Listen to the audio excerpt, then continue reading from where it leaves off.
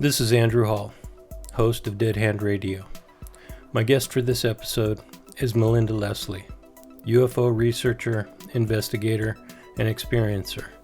I've followed Melinda's work in the UFO disclosure movement for a while and learned that she's not only a respected and well-known researcher, investigator with 30 years of experience on the subject of UFOs and abductions, she's also the owner of a UFO tour company in Sedona, Arizona, where she's conducted over 1,270 tours with the use of military-grade night vision goggles. Sedona is a well-known hotspot for UFO activity, and Melinda guarantees sightings on each outing. She's a multiple abductee that went public over 28 years ago, and has a lifetime of experiences with the beings that control these craft, sometimes referred to as the others. Melinda is also quite well connected with some very important insiders on this topic, and is one of the leading researchers in pursuit of making government disclosure a reality. In this episode, Melinda and I talk about her experiences as an abductee, how she became aware that she'd been an abductee her whole life, and how her abductions have evolved over time. We also talk about MILABs, or military abductions. Melinda has done extensive work with abductees and is herself an abductee of this program. Melinda lays out in detail some of the things she's discovered during her research on this subject and discusses the program's agenda, many of the methods used in this scenario, and the people that are most often targeted. Then we get into the topic of UFO disclosure, and Melinda shares her observations in that area. Finally, we discuss how people can get more involved in bringing this subject to light. It's an information-packed episode with some very interesting twists on this UFO edition of Dead Hand Radio. Thanks for listening.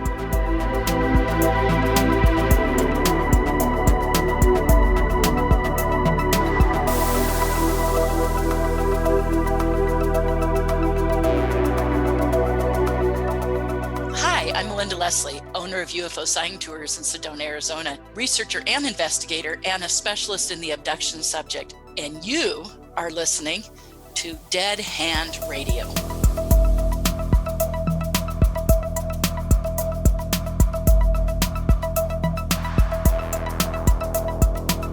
So, hi Melinda, welcome to Dead Hand Radio. Hi, thank you for having me. Well, thank you for joining me. I'm very excited to talk to you about a lot of things. As we talked about a little bit in our pre-interview phone call, there's a lot of things that we can touch on. But let's start with your experience as a little girl born in the 60s during a period of intense strife and uncertainty in our world. Sure. This was right in the middle of the Cold War, and the possibility of nuclear exchange with the Soviet Union was very real and at times imminent. What was it like, and what do you remember about that period? Oh, goodness. I remember a lot about my childhood, but how it relates to the Cold War, I know we talked about this a little bit on the phone yesterday, is, for instance, I remember doing the drop and cover drills while I was in school. You know, either putting your head down, covering it, or getting under the desk. I mean, you know, when I was very young, we were still doing that in school. So I remember those. I also remember air raid sirens, or testing the air raid siren system. And I lived in coastal California, but they would still do those. And so I remember those. And so these are all things uniquely related to that Cold War, you know, period. And you know, even when I was young, we're still going on. I also remember I was thinking after our talk yesterday about missile tests at Vandenberg and seeing the trails of the missiles, missile and rocket tests as they were launching test rockets from Vandenberg in Southern California, and it was very common to see the trails from those in the sky. So, you know, those are just some of the things that I remember from my childhood relating, you know, very directly to the Cold War period. Yeah, it's pretty common knowledge that the Cold War, because it lasted for so long and it impacted every area of our lives, from art and science to culture, social issues, literature, film, and music. And yesterday we talked a little bit about some of the music that you listened to and that was directly influenced by the Cold War. Did you want to talk a little bit about that? Yeah, well, yeah, that was another thing, and actually not so much from my childhood, although there were the 60s protest songs and everything, and sure, you could relate that to being the Cold War period as too. I mean, that's when it, began, Vietnam, Korea, etc. And there was a lot of music generated by that. But when I think Cold War, I think of like the Reagan era, and I think of uh, Gorbachev, and before him Khrushchev, and so as I was thinking of that, all these songs started coming to mind, and just to throw out a few here. Well, I have a whole list, but we were talking on the phone yesterday, and I thought of Russians by Sting. If the Russians love their children too, being directly related. Tears for Fears, Everybody Wants to Rule the World was because of the Cold War. And going back, so those are like mid 80s, those are both in 1985 and 1983, New Year's Day by U2, and the Scorpions' Winds of Change, people call it the whistling song, where he's whistling in it. Scorpions' Winds of Change was 1990. And Peter Gabriel, Games Without Frontiers. Of course, The Fix and their song Red Skies. Red Skies at Night. Anyway, I shouldn't sing. and a kind of a real alternative song called 99 Left Balloons was specifically about it as well, about the planes coming in and at the end, and etc. So gosh, there's so many. I mean, those are just some, that come to mind, right off the bat. So I have a longer list, but, including like 2005 Genesis, Land of Confusion. Not till 2005, but yet still making a comment on the Cold War period. With Land of Confusion by Genesis. And so, all these were ranging between, the earliest one I had down here on this list was in 1980, and the last that I could think of was in 2005. But all throughout the 80s, I mean, there's these songs, even Billy Joel in 89, We Didn't Start the Fire, So there's so many that have Cold War references in them. And it was an inspiration. And some of these are, huge hits, and yet that was their inspiration. Yeah, every song that you mentioned, save a couple. I listened to as I was growing up. I mean, that is the formative years of my growing up, Mm-hmm. and as it was for you as well. I mean, that's when music is the most Well, important in a person's life. I think I is don't know if I should give this away, but I graduated from high school in 80. So this was my college years, those songs. And, from 80, so the end of my high school, 80, and then going into all the way up to 2005. But definitely, all that 10-year period throughout the 80s, it was a huge inspiration for stars in many genres. exactly. And you hit on some really key memories for me as you were naming those songs, and I'm hoping that people listening to it that are in our age group or even older, who hear those songs, allow it to take them back and kind of relive some of those moments in history, because it's important for us to remember the past. Sure. Well, and like I said, these were, all the songs that I thought of, and then the ones that I kind of went online and found a few others, were all huge hits during that time. And and again, the Cold War being the inspiration for the song shows its impact on the culture at the time, that it would influence a song that would then become a hit, popular song. Shows you to the degree that it was influencing, culture at the time. And I think even for younger people, if you don't know the songs I talked about, first off, they're all great songs. They're worth listening to because they're really, really good songs, the ones I mentioned. But also listening to the lyrics in them, or looking up the lyrics while you listen, to realize that that inspiration and the comment they were making, the social comment they were making, was the fears and reactions and government, statements about the government or politics, and statements about the military, and our, fears, concerns, reactions to it, that generated these popular songs. So I think it's not only good music that should be listened to, but I think historically it's important to listen to it and to see how it reflected,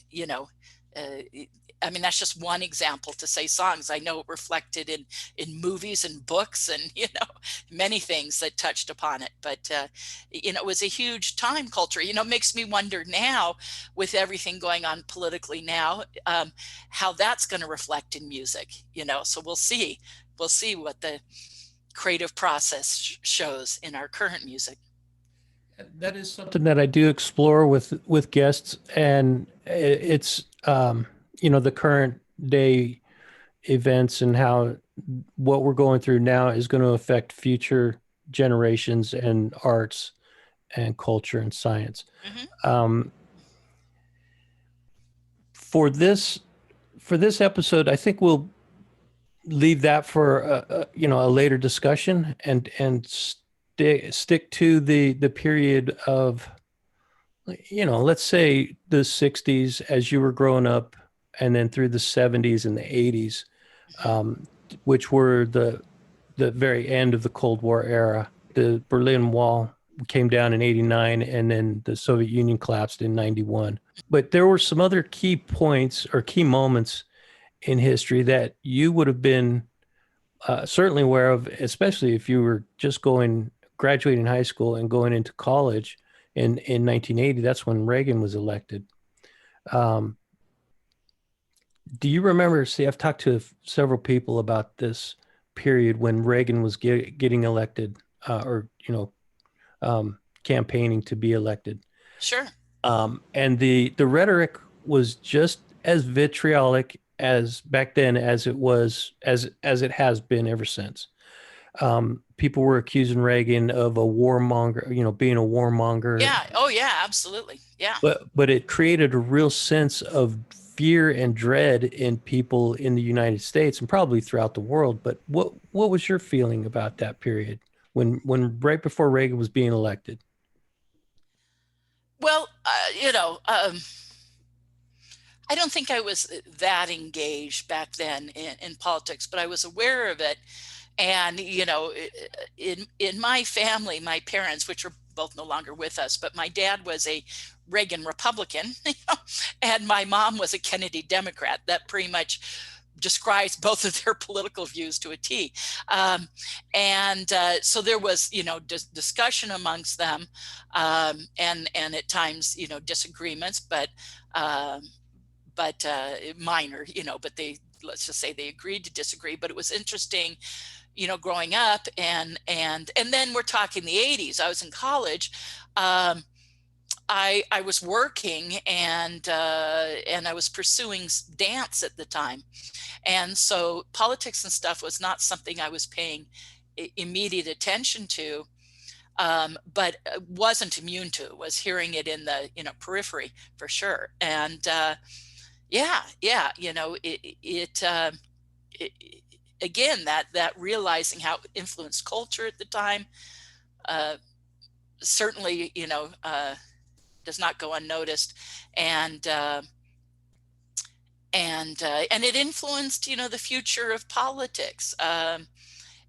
Certainly Reagan's presidency influenced the Republican Party greatly, I think changed it in different ways.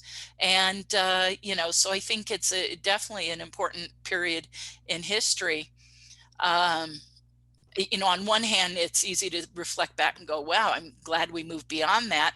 And then the other hand, to realize, well, did we really? It's still having an impact, and it's having an impact on politics and social things still. Definitely. So yeah. Definitely. Now, What about the collapse of the Berlin Wall when they broke through the barrier of East and West Germany and literally had that wall tore down? Do you remember that specifically? Oh, of course, it was a huge thing on the news, and people were buying pieces of it. No, it was huge. It was huge, and I'll never forget when Reagan said, tear down this wall. And I thought it was. I think it did show a transition out of that period and into a new period. Certainly, our relationship with Russia and the Eastern Bloc, changed during that time. And yeah, I remember it quite profoundly. Did you feel a sense of relief and joy that there was, it Oh seemed yeah, like a oh yeah, period of yeah, an end of an era yeah. of It seemed like a perpetual strife and conflict between the West and the East? yes, yeah. I think it did represent that. The thing is, at the time it represented it. Now we could get this whole discussion, but I don't necessarily want to go there now because I know we want to get into a UFO abduction component of this. But I'll say this. At the time, it seemed like a big change, and the relationship had greatly changed. Over time, I'm not so sure that's the case, that we don't have that much of a change with Russia, or I think it could even be maybe discussed or debated that we're backsliding into that, so we'll see. We'll see. We're in a great deal of political change in this country, so we're going to see how that affects our relationships abroad, and hopefully that kind of backsliding feeling is not the case. We'll see. So yeah, that's about it's more like, let's see how it plays out going forward. But I hope that there's not a backsliding, and I would hope Russia becomes more democratic, than it is. So again, it seemed like a change, but my question is, was it really a change? Were we celebrating prematurely? So that's just the concern I have. Okay, that's a fair point, and I do address that on other episodes of the podcast. I talk about the more current events, and I really, like you said, we've got limited time, and we don't want to go down that road. But as far as the celebration aspect of it, I think we have to take every opportunity that we get to celebrate and enjoy those moments of respite Oh, sure. or respite, Sure. however you want to pronounce it. But that's Oh, what that was. absolutely. I It was a agree. Yeah. period of it was the end of an era, and it was a period for people to just relax and breathe, even if it was for a moment. And you need those breaks in the tension, just like when you're watching a good movie. Sure. Know, Well, it gives people hope too. I think it's psychologically necessary. It gives people hope, and now we have that to hang on to, as saying, let's maintain that, let's not backslide. So now it's like resets the compass in a new direction, and like you said, the respite, I think psychologically, uh those moments are really powerful, and I think we're going to have many more moments to celebrate. I mean, absolutely. I have faith in America. I have faith in the world. I have faith in democracy. I have faith in peace, and a lot of movements worldwide towards peace. And I could also make a comment that there's a spiritual component to it. We are in the age of Aquarius, the new age, if you will, which is of compassion, understanding, enlightenment, and I think the energies are taking us that direction. If anything negative goes on, I think it's coming to the surface to be cleansed and released and recognized for what it is, so that we can move on beyond it. It's like you got to have that discussion to say, oh, look, so that you can then move beyond it. Yeah. Well, your message is a beacon of light for a lot of people because there is a lot of uncertainty at this time. I mean, we're in a different a We've gotten different through age. much worse. Yeah, We've been yeah. we've been I through agree with much you. I worse. 100% agree with you. I am an optimistic person. I Yeah. believe that there is a another side to this period that we're going through, and when we get to the other side of it, we're going to see. I've said this before, but I'm going to say it for you. Um, we're on the cusp of an explosion in creativity in all aspects Absolutely. of our world. Absolutely. Absolutely. And once Absolutely. when we get to that point, it's going to be like a new renaissance. People are going to look back at this period and say, "Wow, that wasn't so bad." Yeah. It was a buildup of so that we could have a release, and the release is going to be so overwhelmingly positive and good. Hey, I'm totally with you. I totally 100% agree. You know, I do readings too. We hadn't really talked about that with my background and stuff, but at least not on this recording. But uh, um, here in Sedona, Arizona, I do readings, psychic readings, and I'm a medium. And but in my readings, which I do almost every day and usually a couple a day, I keep getting that for people and the future going forward. We're on the birth of, for instance, so this is in agreement with what you're saying, on what I call the new .com era. I don't know what to call it. It's a new technology boom era. We're gonna have technology booms and like you said, creative, booms. I think the technology. I think um, infrastructure stuff, telecommunications, huge. There's going to be huge breakthroughs, new developments in technology in telecommunications. Like I said, infrastructure sciences, medical sciences, advancements in medical science and scientific equipment involved in the medical fields. And so I think it's going to be in multiple areas. That we're going to have this technology boom, which I think is in total keeping with what you just said, and all sorts of breakthroughs. And so we're entering that period, and it will increase exponentially over the next couple of years. If I could make a suggestion to your audience, is like invest in technology industries, particularly telecommunications. Oh, transportation is another one. Telecommunications, transportation industries. Communications industries and high-tech development, high-tech energy stuff, high-tech environmental stuff, high-tech military, but I didn't mean to say, I meant to say medical. But anyway, so invest in those areas because there's going to be tremendous growth. Okay. And just because you said the word invest, I have to make this disclaimer that this cannot be considered financial advice. Of course. But I'm just saying, of course, I we, understand. you and I, Melinda Leslie and Andrew Hall, share a common interest and a common belief that things are going to be turning to the upside. Yeah, And it's a good idea to keep an eye on those areas, especially if you're in the financial markets. yeah, that's what I meant. Okay, Exactly. that's cool. Exactly.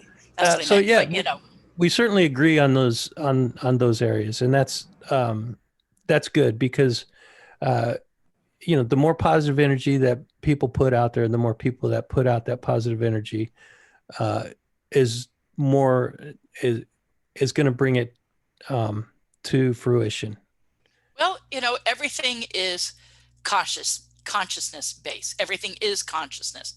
I jokingly kind of say, but it's not really joking with people, that there's no such thing as physical matter. It's actually all consciousness. Everything is, if you think of it all as energy, it's all energy in motion. So like in front of me, I have this glass top table. Well, that's just because the atoms and molecules are vibrating at a rate, but you put that under electron microscope and there's really no surface. You realize at one point it's the atoms and of the air and the outside environment intermingling with those of what you call the table, right?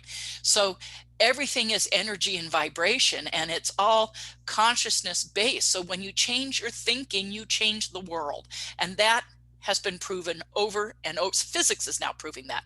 I mean, physics is proving that. So when you shift the way you think about it, you change everything. So hold a positive outcome, because then the world the creation of the world, the physical world around you, then aligns with that. Okay, it matches that vibration. So hold a positive outcome, a positive intent, in your mind, in your mind's eye, and that is the world you create. And it'll certainly create that way in your own world, in your own life, but then that will then manifest out into the greater community, whether that's your community, whether that's the country, or whether that's the whole world, or even out into the universe in our interaction, because we're going to get into the UFO stuff, in our interaction with the others. Excellent, excellent message. And on that note, I think it's a good place to move on to the topics that we both have an intense interest in, and you going back decades. Mm-hmm. But before we talk about your research and your journey into the investigation of these topics, you started at a pretty young age experiencing contact with these others. Yes. Yeah. Now, Can you talk about that? Sure, absolutely. Now, I didn't know till 1989. That was the beginning of like my discovery process. I mean, now I realize I had inklings of it going way back, but I didn't know for sure that I had contact and abduction events till 1989. And then realizing I had it my whole life.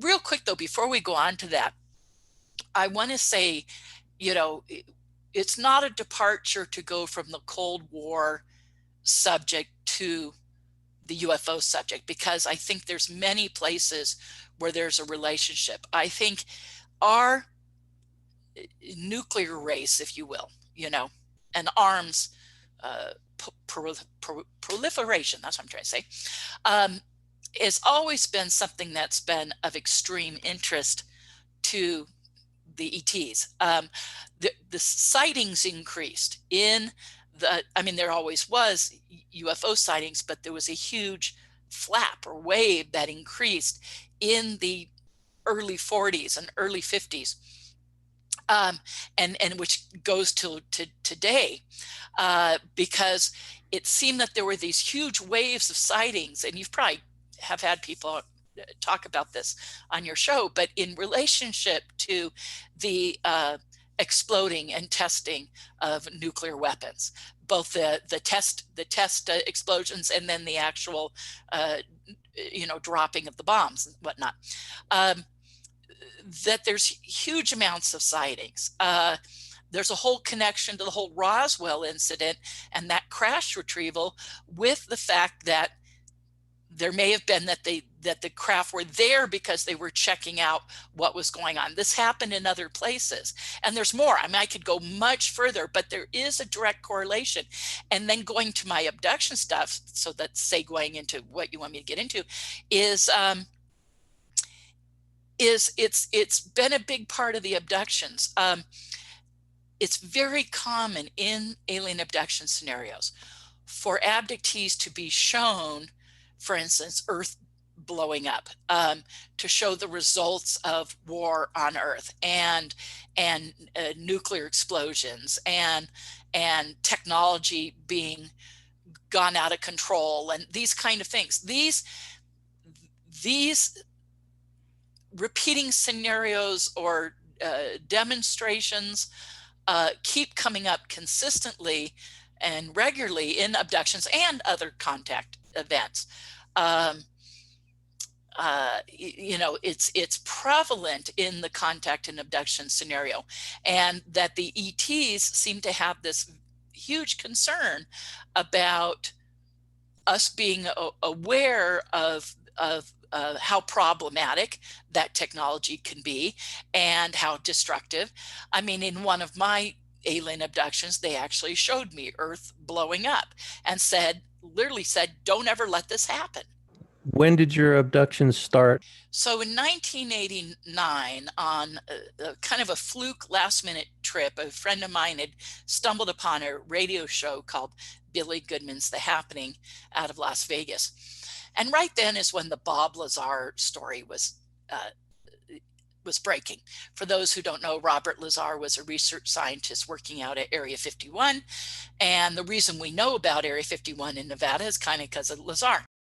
Lazar had confided in a friend of his, which was Gene Huff. Gene Huff said, look, I don't know anything about this, but I just helped appraise, he was a real estate appraiser, appraise this house for this famous UFO researcher, John Lear. Lazar took Lear and Huff out there to prove to him that what he was saying was correct. When I say out there, on Highway 375 in Nevada, to see test flights of craft in our possession, alien craft in our possession. Okay, so he took him out there. They saw it repeatedly. Lear went on this radio program talking about it. A friend of mine stumbled upon this radio program, told me about it. I didn't really have a previous interest in the subject, but she said, here, listen to this so I can have someone else to talk to about it. And she got me listening to the show. Right then, the producer of the show was having so many people call in saying, where can we go see these sightings? Where on Highway 375? So they just, the radio station decided to rent 2 buses, have people meet in a hotel parking lot in Las Vegas and go out there. My friends said, let's go do this. Now, we didn't get on the buses, but we drove from Southern California, 5 hours to Vegas, from Vegas, 2.5 hours out to Rachel, Nevada, which is just beyond where this was to happen. Okay. And we went out there. And we stayed out all night and had amazing sightings. Again, 375, seeing possible alien craft, defy physics, do amazing turns, stop on a dime, change direction, etc. We were so blown away, we made the whole trip again on our own to go see this again 2 weeks later, and then a month after that. So these 3 trips back to back of having amazing physical sightings of ET craft or possible ET craft every time was like inserting a key and turning it, because it allowed memories to come forward for me of childhood, teenage, and young adult abduction events. Now I'm going to give you an example of what I was remembering, okay, which gets into my childhood experiences, okay? And then it goes forward, and I had current present time experiences, late 89, 90, with a roommate of mine even witnessing what was happening to me, or roommates of mine witnessing. But I'll get into that in just a minute. So what had happened is after having all the signs, like I said, I started to have dreams at night recalling childhood experiences. For instance, my grandmother had a place out in Yucca Valley, California desert. We would go out there quite a bit as kids. I, at the time, was 5 years old. I was put down for a nap. My grandmother lived about a half hour outside of the main town of Yucca Valley, out in the middle of the desert. She had a little tiny house out in the middle of the desert, with her closest neighbors were like half a mile away, except for one old guy who lived like 50 yards away, with 2 donkeys in his yard. Okay. And no one else for quite a ways. Okay. But we'd go out there, we'd play and stuff. And I was put down for a nap at 5 years old. Everyone went into town, I think, to go see a movie. And one adult stayed behind. Now, my whole life knew this, memory, this next part. Okay, which is I was put down for a nap. Everyone went into town. And I remembered little kids coming to the bedroom window of my grandmother's little house, and my sneaking outside and going and playing with these little kids. And that the adult had fallen asleep on the couch, and I snuck out past them and went outside, played with these kids. Well, suddenly I'm having a dream at night recalling that whole event. Oh, and by the way, everyone came home from the movies, and they said, and I always had this memory. Everyone came home from the movies and said, or whatever they did in town, and said, how was your nap, Melinda? And I said, I went outside and played with little kids.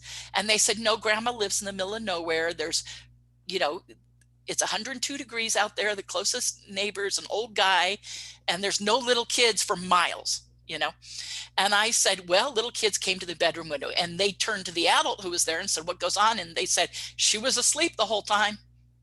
She was asleep. So they're saying, oh, you just dreamt it. So my whole life I'm thinking, okay, I just had this dream. But suddenly I'm having a new dream in late 89 where I'm recalling that whole experience, but it wasn't little kids at the bedroom window, it was gray aliens. And I had an abduction. And I received a scar on my leg, what's typical in abduction research called a scoop scar, like a little scoop of skin taken, very common. And I had that ever since then. I received a mark on my leg in that experience, a little scoop scar I have to this day.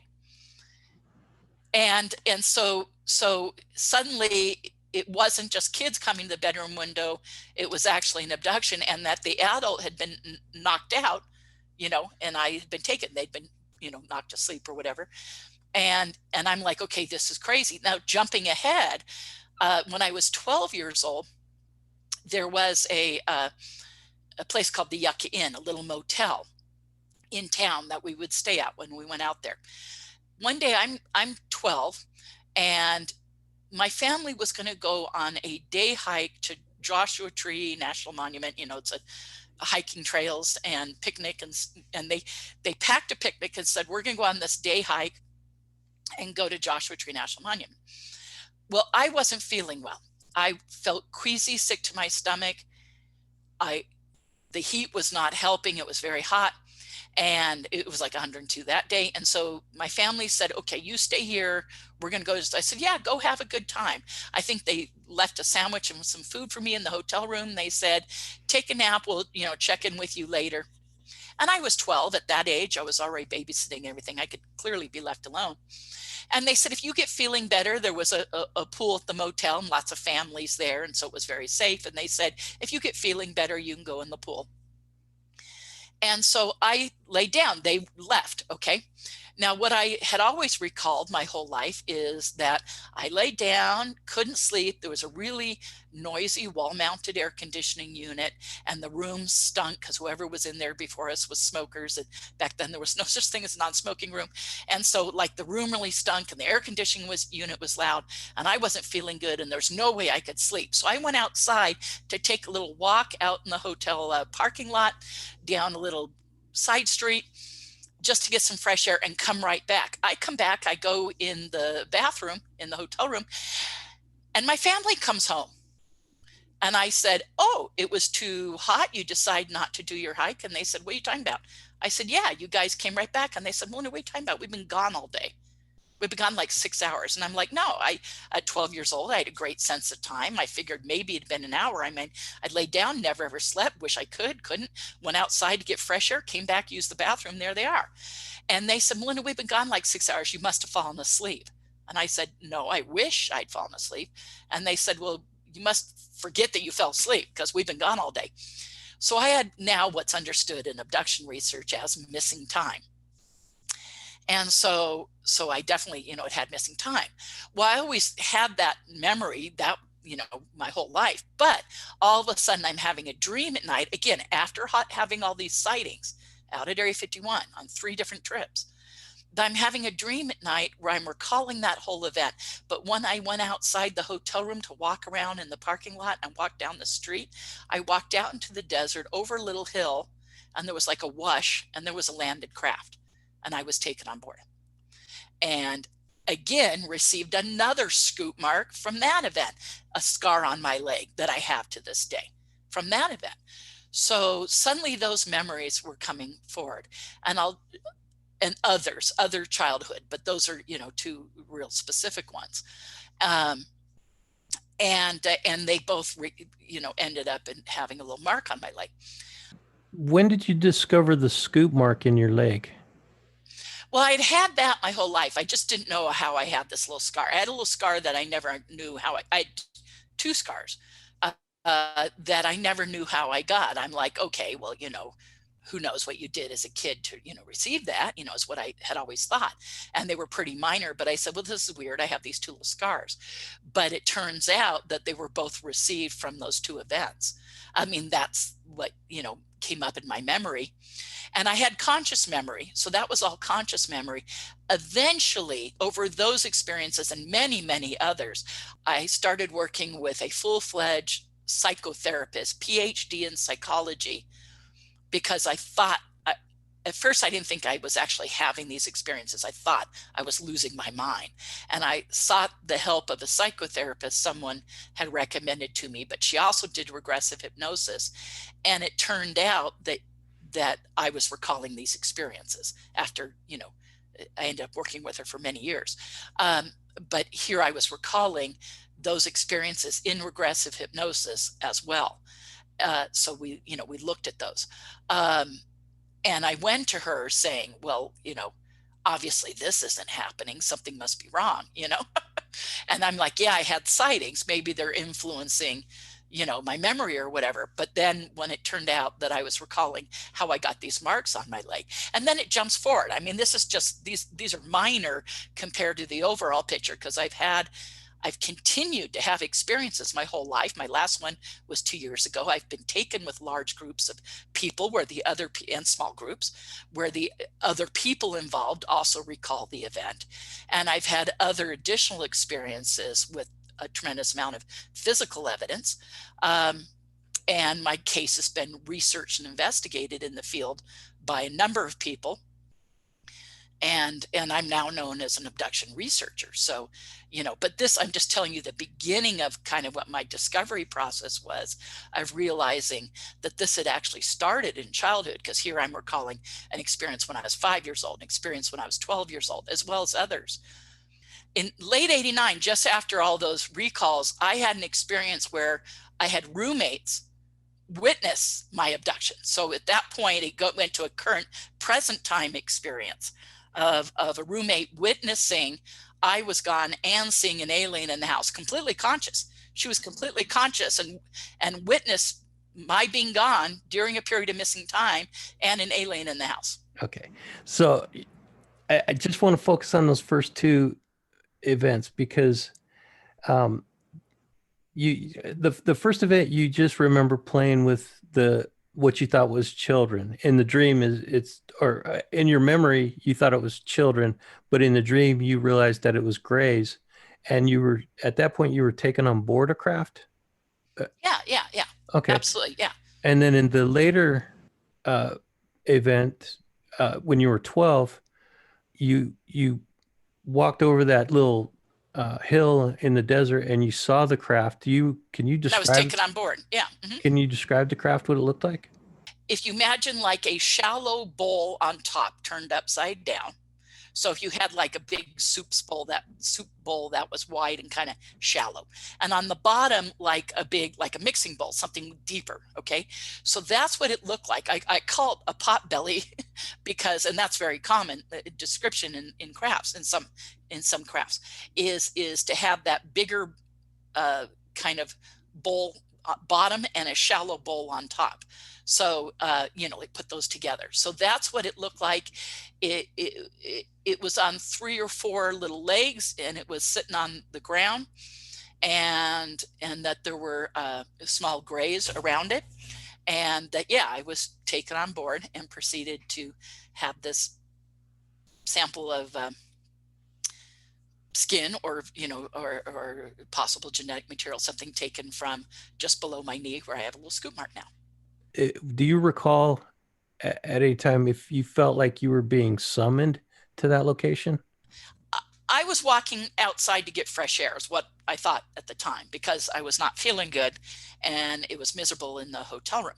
It was stuffy, stinky, loud, And so I just said I don't want to start throwing up. I want to feel better. So I walked outside and went for just a little walk to get some fresh air before I went back in, because I was going to go.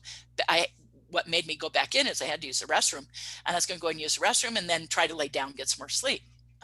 That was the goal. And so I walked around outside. And yes, I guess I feel I was drawn now, retrospectively, to walk out into the desert and up this, in embankment and over. I mean, it wasn't that far from the hotel.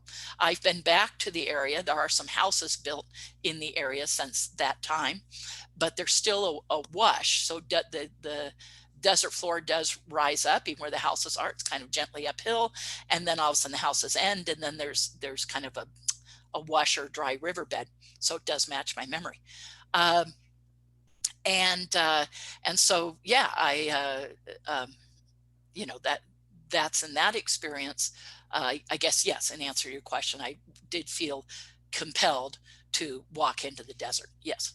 And that's very common in abductions too. There's this whole thing with one of the common indicators. I mean, there's a whole list of like, 50 common indicators, but one of them is compelled to walk or drive to an unknown area. Walk or drive out of the way or to an unknown area, or for no reason at all, like walk into the desert, walk into the forest, or, walk a couple blocks in a direction you've never been, or drive into an area like that. So I've had both experiences multiple times of feeling propelled to walk out of the way or to an unknown area, or drive out of the way. I mean, I had a major experience a couple of years ago driving home on the 10 freeway coming from Los Angeles, California area back to where I live. And so I was going to drive, to Sedona, Arizona, but coming through Phoenix. So in the middle of nowhere off the 10, about 2 hours outside of Phoenix, I had a major period of missing time where I also drove off the freeway in the middle of nowhere on a 2-lane road when I was actually wanting to get home, and so that made no sense. But in that experience, I did that, and sure enough, I had an experience. So in that case, I was propelled to drive to an unknown area, and that's happened other times too, but that was just one that's freshly in my mind. Okay. The second incident, or well, both incidents, those two early incidents, you said you were shown the Earth exploding. Is that? No, that was No? that was Okay. later. That was later. One of my adult abductions. See, I've had many experiences. I just was sharing the beginning of kind of the discovery process, and it was my roommate then witnessing my experience that really cemented it. And then shortly after that, because that was either December 89 or January 90, when my roommate witnessed my abduction and being gone. But then a couple months later, I'm driving with two male friends on a mountain road. We're taking a road trip, and the three of us got taken together from the car. And so now they also recall that. So here they're taken with me. They recall the experience as well as myself, and with some physical evidence and whatnot from that. So, but that was the beginning of my whole discovery process. But the one you're referencing is much later. Okay, let's come back to that. I'm sorry, I didn't want to get into that just yet, because I think there's a little bit more that we could talk about before we get to that point, because that's a big area that we're going to cover in depth. But this discovery process is really interesting to me, and from a person who's never had an experience like this that I know of, a question came to my mind as you were talking about the being compelled or being, led in a direction. Mm-hmm. How would a person who has never consciously remembered being abducted, how would they know if they've ever possibly had an experience like that? There's these various lists of traits that are common to abductees. Myself and another researcher who's also an experiencer, Nadine Lawledge, and I decided to compile many of the known lists out there for common abduction traits, and devise a list that would help people determine if they've had experiences. And you can access that for free via my website, and which is UFOsightingtours.com. And if you scroll down, there's a little brief section of a bio and my picture down there. But in there, there's a sentence, just off the top of my head, I think it says, if you think you've had experiences, click here. And that'll take you to a list of 65 traits that her and I compiled from all the known information kind of out there to come up with something that we thought would be comprehensive and is specifically to help people determine if they've had the experience. Now, if you answer out of 65 things, if you answer yes to like 25 or less, like 20 or less, 25 or less, some of the common indicators relate to other paranormal things as well. And so you could have had paranormal or psychic experiences, but not necessarily abduction or contact related. But if you answer yes to 40 or more, pretty much indicative that you've had abduction and contact, because some of the questions are so specific to that. And then there are two different Roper polls done that show the number of abductees, at least in the continental US. These two different Roper polls that added on questions from major researchers in the field determined that there were well over 3 million, I think it was close to 4 million abductees in the continental US alone. But there were the questions, the key indicator questions, they called it, that were tacked on by the Roper poll, and they were not grouped together. You know, taking a Roper poll, you might answer a question like, do you make between $40,000 and $80,000, or let's say $50,000 and $80,000 a year? Next to a question like, do you take a cruise at least twice a year? Next to a question like, have you ever ridden a horse? Next to a question like, have you ever woken paralyzed in bed with a strange being in the room? And then you might, answer another question like, have you ever been politically active? Next to a question like, do you play tennis? Next to a question like, have you had a period of a missing time of an hour or more where you and or others didn't know where you were? I'm giving those two examples because those were two of the questions. So, and then the Rope organization, and they were mixed throughout all the other questions. You'd answered hundreds of questions. And the Roper organization came back and said the number of people, the statistical data showing the number of people answering yes to those key indicator questions was roughly 4 million people in the continental US. So there you go. So, and they were so, you answering just one wouldn't make it count. You had to answer yes to like all the key indicator questions. So you had to answer yes to all of them, or the significant number of them, for them to count you. And they were so specifically related to the experience. But those questions asked in those Roper polls were some of the questions we combined in this list of 65 traits. Like I said, her and I really set out to say, let's gather known lists and all this stuff we know out there and try to come up with something very comprehensive, and that list still stands. We're very proud of it, and it does help people determine. So in answer to your question, how can people know? Well, I mean, that list will help you determine. Now, of course, if you have a memory of missing time, if you're having a lot of onboard craft kind of dreams, if you have someone who's witnessed you having experience, these kind of things start to go, okay, well, then you know the answer to that. But if you're not certain, at one time early on in my experiences, that list would have helped me.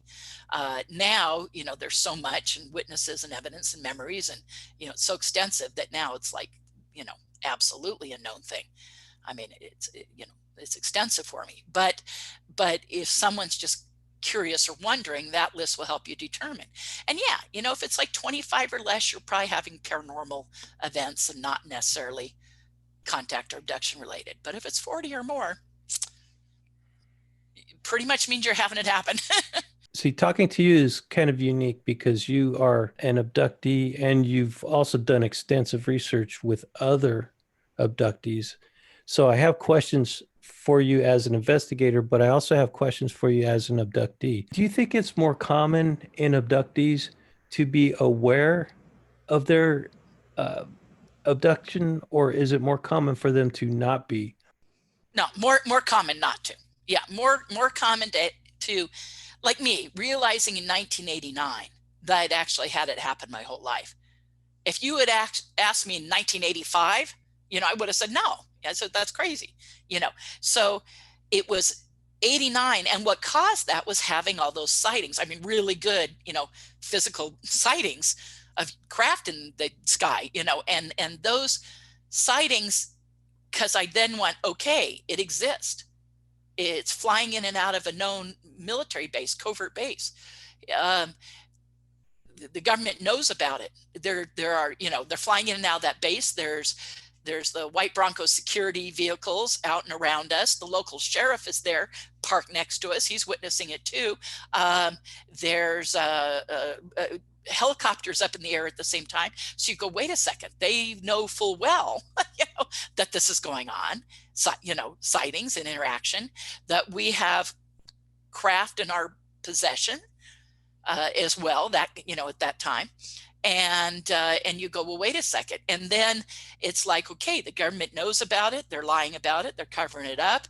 It absolutely exists. And also what I saw defied physics. We were seeing things shoot off to the right, stop on a dime, then go left and stop on a dime, and then shoot straight up, and then do like a falling leaf pattern out of the sky. I mean, we're seeing incredible things. And so I go, okay, this defies physics as I know it. And the government's obviously involved. So I had all these major belief systems, like a huge paradigm change from those sightings that then allowed my brain to access those memories. But it wasn't just remembering past memories. I want everyone to understand that. I started to also have current, present, new experiences, and including, witnesses and being taken with other people. And, so it wasn't just me, it was the other people remembering and witnessing it as well. And so that's what made me have to come to terms with, okay, this is really happening. The number of people who witness a craft, what's the percentage of people who get abducted? A lot of people have sightings. A very small percentage of those have abductions. But abductions happen to a lot of people. So okay, you could say it this way. Is it common for abductees to also have UFO sightings? Absolutely. Like, people have abductions, also have sightings and contact. So those with, whether you call it abductions or contact and or whatever, it's semantics. Okay. So whether it's conscious contact or abduction, either way, it's very common for people with interactive experience to have a lot of sightings. That's very common. But a lot of people have sightings. I mean, the statistical data and research out there by major UFO organizations on the number of people having sightings, you guys, it's like 2 out of every 10 people you meet has had a UFO sighting. It is that common. So, so no, not everyone who has a sighting is an abductee. No. So does everyone who's an abductee have sightings? Absolutely. But is everyone having sightings meaning they're having abductions? Oh, no. So the percentage of people who actually see an unknown object is very low percentage that they're going to be abducted. Yeah. Having sightings does not mean you're having abductions. Now, it's one of the indicators. It's one of the 65 indicators, like if you have a lot of sightings. And a single sighting, no. Now, if you're having constant sightings, that becomes more, it adds to the evidence. You know what I'm saying? So it's all the indicators, none of them stand alone as you can know just from this thing. It's all of it added together that start to go, okay, there's reason, because there's so many commonalities amongst abductees. But if you're having frequent sightings and you see a lot of UFOs and you're having it happen frequently, the fact you're a contactee or abductee goes up considerably. Yes. If somebody was going out there a couple times a week and seeing these craft, then their chances of getting abducted increases. No, it doesn't increase your chance of getting abducted. If you have a desire to go have sightings all the time, if you have a desire to say, I want to go see them, I need to see them, I'm going to go out and do a CE5, a calling them in kind of event, I'm going to go create the psychological process to help me, call them in, or I'm going to go out to a hot spot and investigate the fact that there's sightings there all the time. If you feel the need to do that, if you're doing it once a year, who cares, but if you feel the need weekly or multiple times a month to go do that, you would maybe want to question if you're having experiences, because what is driving you to do that? And often those people who are driven to do that are abductees, quite often. Most UFO researchers, most serious researchers in the field, are actually contactees, abductees. Some of them don't talk about it because of their area of research. They keep that very private. But I happen to know quite a few very serious researchers in the field who've actually had personal experiences. So what drives you to really investigate this subject? Are you driven about it? If you're driven psychologically about it, you might very well have had experiences. Okay, so we got way off the topic of your Sure. own personal. Your questions are great, though. Oh, thank you. I was just a curious person, but the so Well, let's you go. asked the right questions. Thank you. Uh, would you continue from where we left off as far as your own personal experiences? And I think that was we more or less established in 1989 is when you started to become aware, Yeah, and then you started having witnesses to your abductions, and then you started having people with you being abducted as well. sure. So where did it progress from that point? Well, as I said, the roommate who witnessed, she actually went looking for me and went in my room, and I had not left my room. I had a period of missing time from my bedroom, and she went in there during that time and witnessed that I wasn't there. And then later was sitting in her room and saw an alien in the hallway, and then she, saw it go into my room fully conscious. She was sitting on her bed in her room fully conscious and witnessed this. So, and that alien being in the hallway and then going to my room happened during that time that I was gone, from my room. So and I of course also had the memory of the experience. And then jumping ahead just Oh, a number so of one quick question about that experience that sure. your roommate had. Why do you think the aliens, the ETs, or the others, why do you think they let her keep that memory? Well, she was I don't know. I'm gonna, I have no idea. I mean, she could have just remembered it because people do remember stuff. They remember encounters and sightings and whatnot, and abductions. A lot of people remember abductions consciously. I mean, I've remembered quite a few consciously. Yes, I've also had regressive hypnosis for some of them, but I jokingly have always said I remember 80% of my experiences 80% of the time. I mean, I have some experiences with full conscious memory that didn't require any regression. And not coming up in dreams, and current, present time experiences that I remember fully consciously. And then there's ones where I was blocked and maybe I remembered just the beginning or the end and needed regression to get the rest of the memory that I was blocked on. So I'm not sure, I think a lot of the what we call the blocking of memory, a lot of that may be self-imposed. It may not be so much the ETs going, oh, we can't let the person remember. It may be our own inability to cope with it or having to go on with life.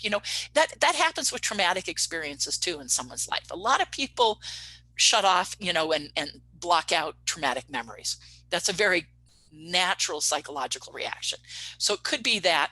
So maybe the ETs, who knows? I mean, maybe they didn't care that she remembered. Maybe they wanted her to remember because then she would be able to tell me, who knows? Truth is, she did remember and had it happen fully consciously, and shared it with me later. And that was incredible evidence for me that that experience was absolutely real because of her witnessing it. You touched on the thought that crossed my mind and what prompted me to ask the question. But it's the my theory on it was, and the reason I asked you the question was, it seems to me like the aliens. It's kind of weird to say that for me, but I guess that's what we can call them. Is that okay with you to call them that? Yeah, yeah. Or Okay. extraterrestrial or whatever, Okay. others, whatever you want to call them. Sure. It seems to me that they wanted you to know what was going on, so they let her retain that memory so she would tell you about it, and that would confirm to you that you're not Maybe. crazy, that you I are mean, having these experiences. maybe. That's just I'm just saying that's the thought that went through my head as you were telling me this. Well, because yeah, it could be any number of reasons, but the one that seems to me the most likely is that right there. Yeah. No, maybe. It might very well be,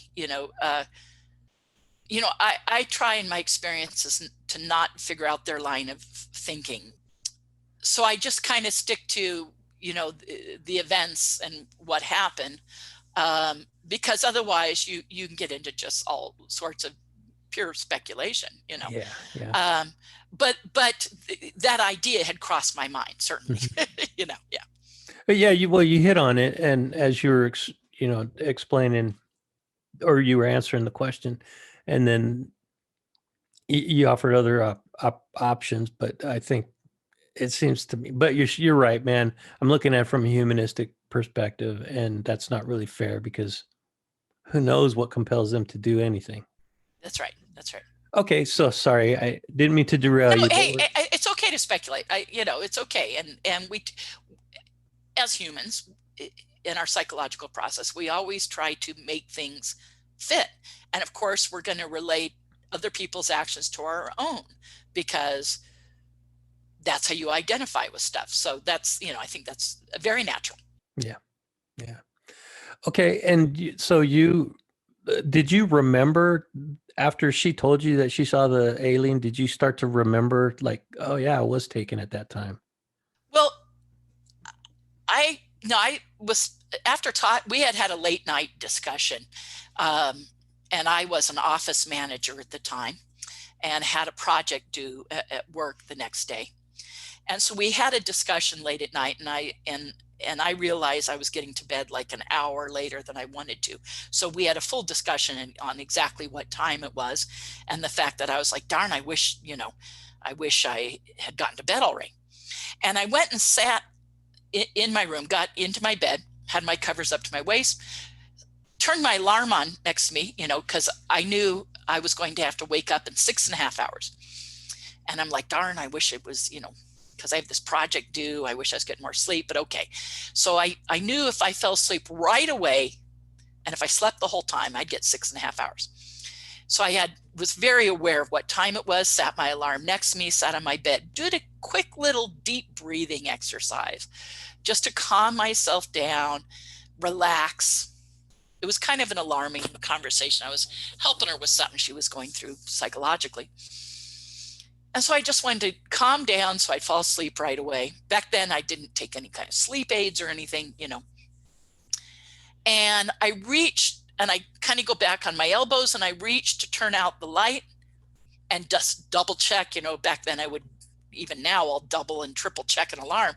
And I reached to turn out the light, and it was suddenly 2.5 hours later. And there's no way, I was sitting on my bed for 2.5 hours. I thought I was sitting on my bed for, 2.5 minutes max, And I'm like, okay, this is crazy. And I couldn't get an image out of my head, because I sat in my bed and I said, Melinda, what has happened in 2.5 hours? What has happened? And I couldn't get an image out of my head of 3 gray aliens standing next to the bed, bald head, wraparound eyes. Everyone's familiar with the image. And the one in the middle, there were 3 of them, and the one in the middle was like holding a device. And I couldn't get that image out of my head. And eventually I said, this is crazy. I calmed myself down.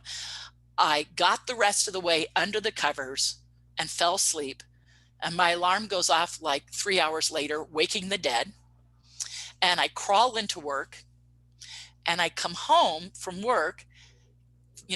We've all done it, gotten through the day on little sleep, just make it work, And I get home, and I'm exhausted. And my roommate, her name was Gail. I had 2 roommates at the time, Scott and Gail. Scott was out of town on business, but Gail was there. And Gail said, what happened to you last night? And she proceeds to tell me, after our discussion, she couldn't sleep, and she kept hearing, we had a 2-story townhouse that we were renting, and she kept hearing noises downstairs, and she kept going and looking and nothing going on. She came back up.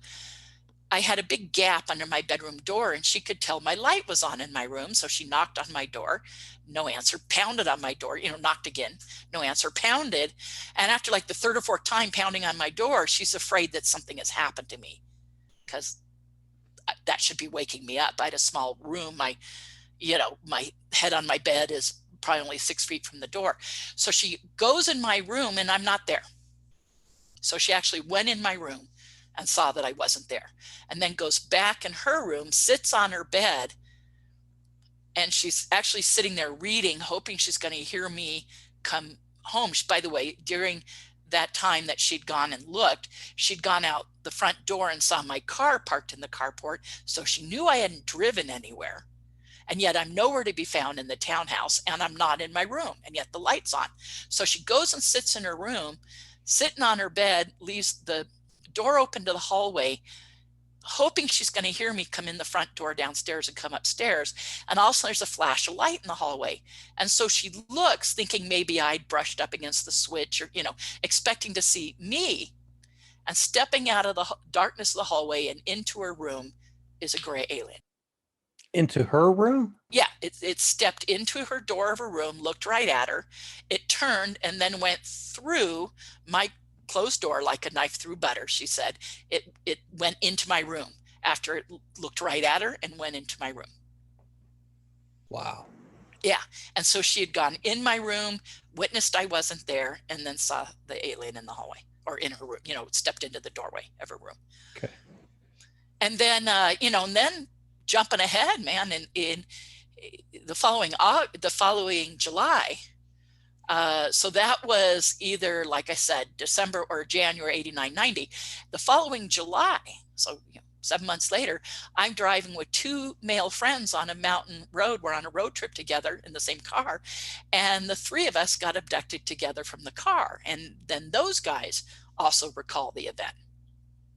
And we had missing time. We had a major missing time. We had all sorts of electronic malfunctions with the car and additional electronic equipment we had in the car that was unrelated to the car. Not, it's not related to the car's electrical system at all. And yet that equipment was having malfunctions. And we had a significant period of missing time. And in the days and weeks to follow, the three of us all had bits and pieces of memory, coming forward. Mm-hmm. Over days and weeks. We kept remembering more and more. We agreed not to talk to each other about it, and instead to have our case investigated, and started telling an investigator. And at that time I was already working with the therapist, and she eventually did regressive hypnosis sessions on us. And eventually, about 2 years later, we get together with her for dinner just near her office in Newport Beach, California. And she said she waited till she did 2 successful regressions on each of us, so on me and each of my male friends.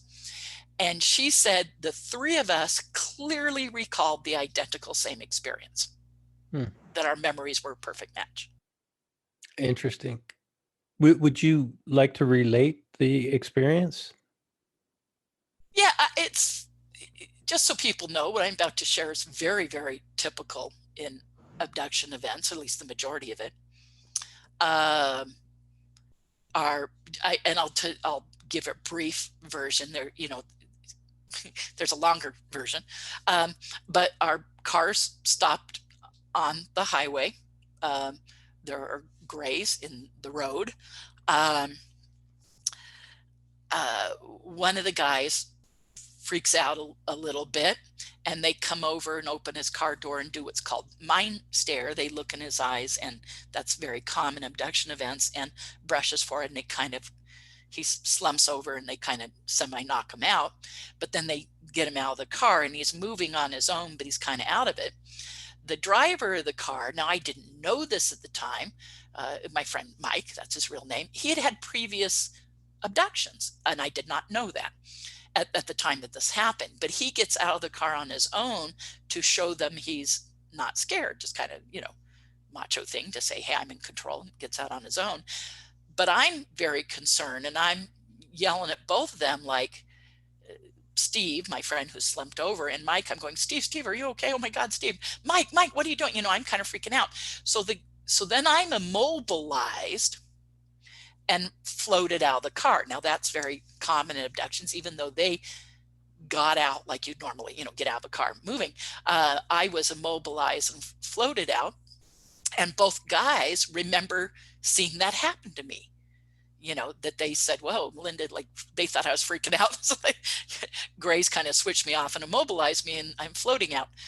and then I'm immobilized. I can't move. Did you like pass through the vehicle? No, there's times when I have in vehicles, walls, ceilings, etc., windows, etc., in other events. But in this particular event, there was a hatchback on the car, and the hatchback was open, and I was floated out the back of the car. And I and the guys remember that. So in this case, the door was open and I was floated out. But there, for instance, the event that happened when I was driving home from California, that was about 3 years ago. I was immobilized in the car, and the car was surrounded by a blue beam of light, and I was floated up as if there was no roof to the car, like just up in the beam. So they're able to displace the roof in time and space, or create an opening, or whatever, but I floated up as if the roof wasn't there. But there was one experience where it was the day after Christmas, and I was a department manager in a major retail department store at the time.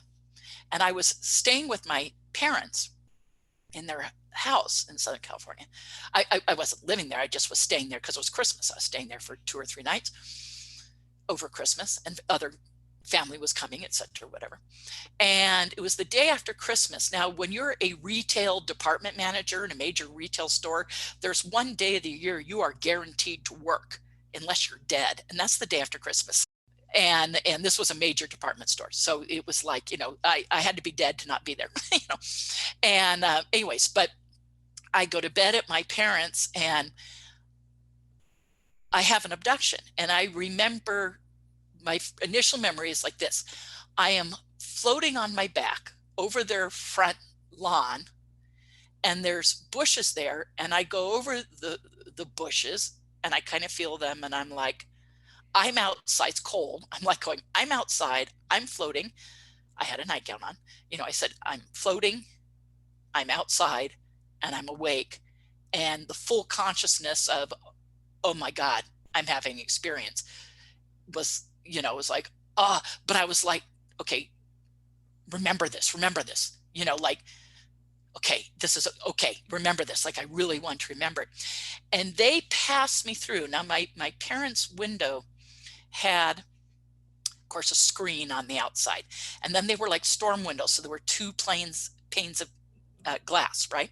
So 2 planes of glass, the screen on the outside, and then my parents had big, thick plantation shutters, wooden shutters with the wide, like 3-inch blades on it, probably, at least 1/8 of an inch, if not a 1/4 inch thickness, and about 3 inches wide. So the plantation shutters were closed. So I felt like I went through different frequencies of electricity, like as if there was an electrical charge to the screen. Each plate of glass, like I could feel like cold, especially the outside one. And then the wood shutters felt like a warm sponge. And I felt like I was moved through all that. And I had those sensations. Then, get this, I'm floated over my bed. There's 3 gray aliens around me. My feet are lowered. My covers are kind of pushed back. My feet are lowered onto the bed. And then, so I'm kind of at an angle, and then maybe the backs of my legs a little, but my head and shoulders are still like 3 feet that's probably about right, 3 feet above the bed. And I realize I'm so conscious. I have this split-second memory of going, well, not just memory, I had the split-second idea of going, grab one. Like one is leaning right over me, staring in my face, no joke. And I felt like I had some movement, like even though I didn't have a lot of movement, I felt like I think I could move my arms. So I reacted just really fast, because I knew if they knew that, the gig would be up, right? So I really quick, I reached, because he's leaning right over me. He's got tiny little neck and shoulders, and I'm just going to reach and grab him. And I reached to grab him, and they go from leaning over me, he's right next to me, and they're a little further back, to moving in the air above me, to becoming like a streak, to going out the corner of the room, just like, and out. But what that did is it broke off that energy, and I was dropped to the bed. My parents had textured wallpaper, not real rough, but a little bit rough, this textured wallpaper in the room. It was just slightly rough, but what happened is I'm reaching up, right? So when they drop me, I'm going from my head and shoulders and arms 3 feet above my bed. My arms fly back. They hit the wall behind me. My knuckles hit the wall, and I fall on the bed after my knuckles went bam into the wall, and I fall twisted, going, ow. And there'd been this blue glow. The blue light, of course, is then gone. And I'm laying there on my bed going, what just happened? Why am I in this position? Did that really happen? And the thing that told me it really did is I turned on the light next to me, and my hands hurt and my knuckles hurt. And I go, why do my knuckles hurt? And I looked at my hands under the light, and my knuckles were red and just slightly swollen. And then later that morning, they got even more swollen, but they were slightly swollen and red because where my hands had gone bam into the wall and then like scraped the rough texture wallpaper, it's like my knuckles were red, a little raw, not really bad, just lightly scraped and red. But I'm laying there in bed going, oh my God, it really happened, because my knuckles are scraped and red and my hands are from hitting the wall. And so at that point, I'm like, and I'm laying sideways, and I had to go into work the next day feeling like I'd been hit by a Mack truck, and so that was a conscious memory that you had. You didn't have to recover that one. Fully conscious. But the reason I shared that was that idea of coming through the different parts of the window was just so profound. I mean, it was like, and I'm like, don't freak out, remember this. And when I reached to grab one, they dropped me. So there was no shutting off the memory or whatever. I'm just laying there in bed going, oh my God, I just had an abduction and I'm completely conscious. Like the whole end of it, I was completely conscious and remained conscious. Yeah. Did you touch it at all, or it was gone before you could reach out to it? It was gone before it was gone. Now, there are times when abductees have done that. I know one abductee that did grab one once in her bedroom, and she said, now I didn't experience this, but she said this, and it told the story in great detail, someone I know quite well. And she said it looked like it should be the consistency of grabbing a marshmallow, but she said it was like hugging a tree trunk. She said that thing was like pure muscle, like absolutely hard. I mean, yeah, like a spongy skin on it, like the outside was spongy, but she said that, like you grab somebody or, but she said it was solid, like solid concrete, like a tree trunk, she says, And so she actually grabbed one once, but, and I think I'd heard that story at the point that this event had happened. So it was one of the things that made me go, grab it, and I moved so fast, but man, they dropped me and we're out of there. They're like, okay, done. And I go flying onto my bed, Oh, by the way, that reaction that you had to grab one, I think that is, like a very human response to what's happened. Like I want to see if I can bring one of these things, hang on to one of these things or whatever. What were you planning on doing if you grabbed? No, nothing. No. It was just such a quick thought of grab it. Like not that I would do anything with it. None of that even crossed my mind. It was just like, if I grab it, I'll know this is real. Like if I can feel it, And so I went to move very fast. Like I just want to know what it feels like to grab one, and it was a moment of defiance, on my part. It was like, ha, like, gotcha, so it was kind of like a defiant moment, but they split real quick and I fell to my bed. And they continued to come back after that, though, right? That wasn't. Oh yeah. That wasn't like the last time they came after you. Right? No. That was that would have still been pretty early 90s, when that happens. No, I've continued to have stuff. My last experience was I keep wanting to say 2 years ago, but now it'd be 3. So my last experience was 3 years ago. And the experience before that was like another 2 years before that. So, or at least a year before that. So I'd say like roughly 3 years ago and 5 years ago were my last 2 experiences. Does it seem to be getting more infrequent? Yes, but that is common. I'll tell you why. Abductions are predominantly about the taking of eggs or ovum from women and sperm from men and the production of hybrids, so the hybridization program.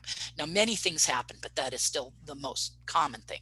So all abductees have usually some component of that, especially if they've had multiple abductions. It's very, very common.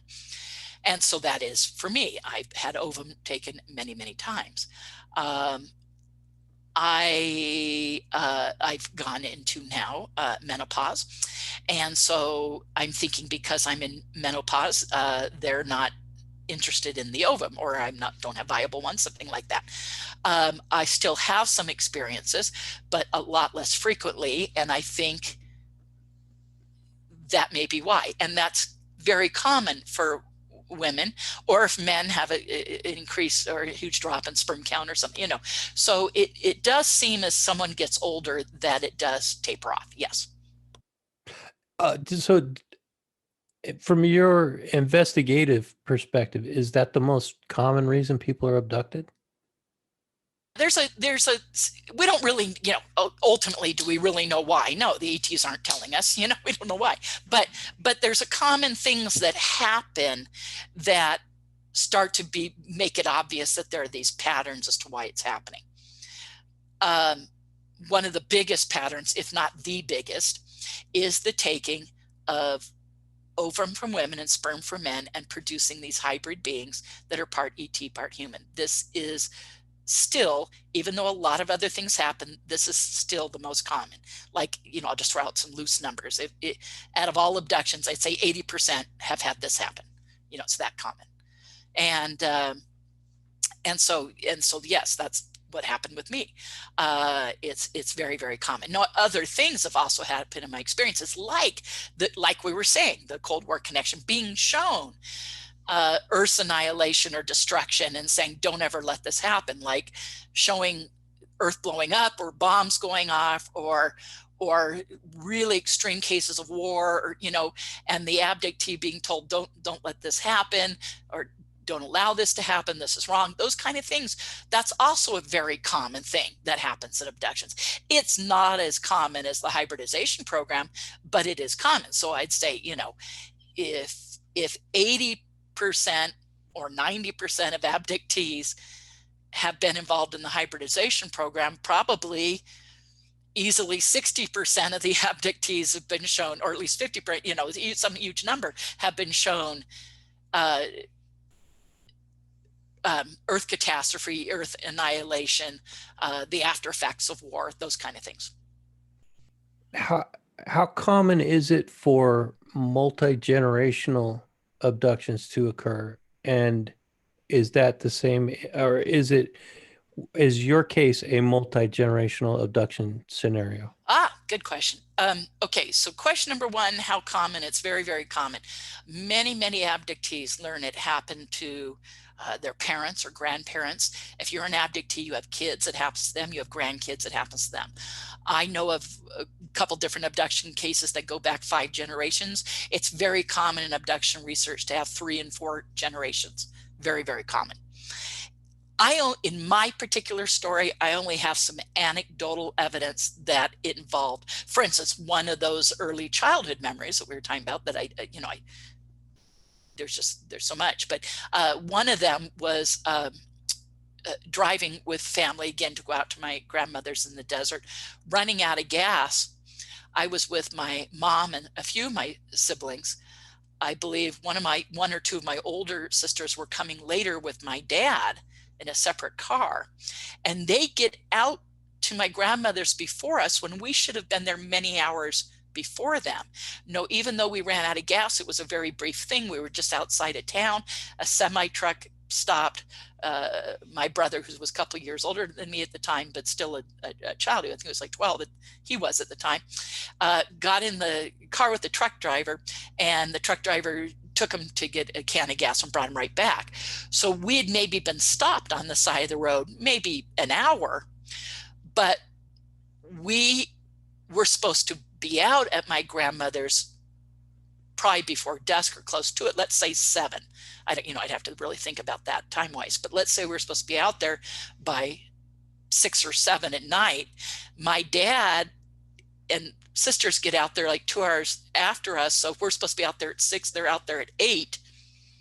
We didn't show up till like midnight, and there's no way we were in fact, when my dad and older sisters get out there to my grandmother's place, when we didn't show up for many hours, they thought we had maybe gotten in an accident or driven into a gully, or something like that. And they're afraid that, something's seriously wrong. So they call the police and the sheriff. The sheriff, multiple sheriffs, I guess, drive up and down the highway. And in this case, they must have taken our car because they don't ever see our car. They're looking everywhere. They don't see us. And they go back to the house to say, we can't find them anywhere. Well, we were out of gas right on the side of the road. I mean, that you would have driven right past us, and we had a big station wagon at the time. It would have been very obvious. So, and yet we get out there and they're all upset, like, what did you guys do? And they're like, well, we ran out of gas, we got gas. And they're like, no, we had the sheriff go looking up and down the highway, never found you guys. And we're like, well, we were right there, so none of it made sense. Now I realize that's likely to be a scenario because it had significant missing time. No one could see our car, on the side of the road. So, it suggests to me that's probably another experience. That also involved my family members. And then there was some experiences. I shared a room with one of my sisters growing up. And there's a couple of times I remember some experiences with her in the room. And a particular time that she woke me up saying we were at a family friends had a cabin in Mammoth, California. And this was a 2nd-story window with no trees or anything near it. But my sister said, there's a bear staring in the window, and woke me up to say there's a bear staring in the window. Well, I recall now that was actually an abduction event, and it was an ET. And I had been back to that property since. There was never, ever any trees there. So there's no way that bear would have had to been 40 feet in the air, and no way, there's no trees or anything. In fact, there's giant boulders at the corner of the house is built in to these giant boulders that are there. So there's no way a tree could be there. There's these giant, not like placed there. They're naturally, they're part of the ground, giant boulders and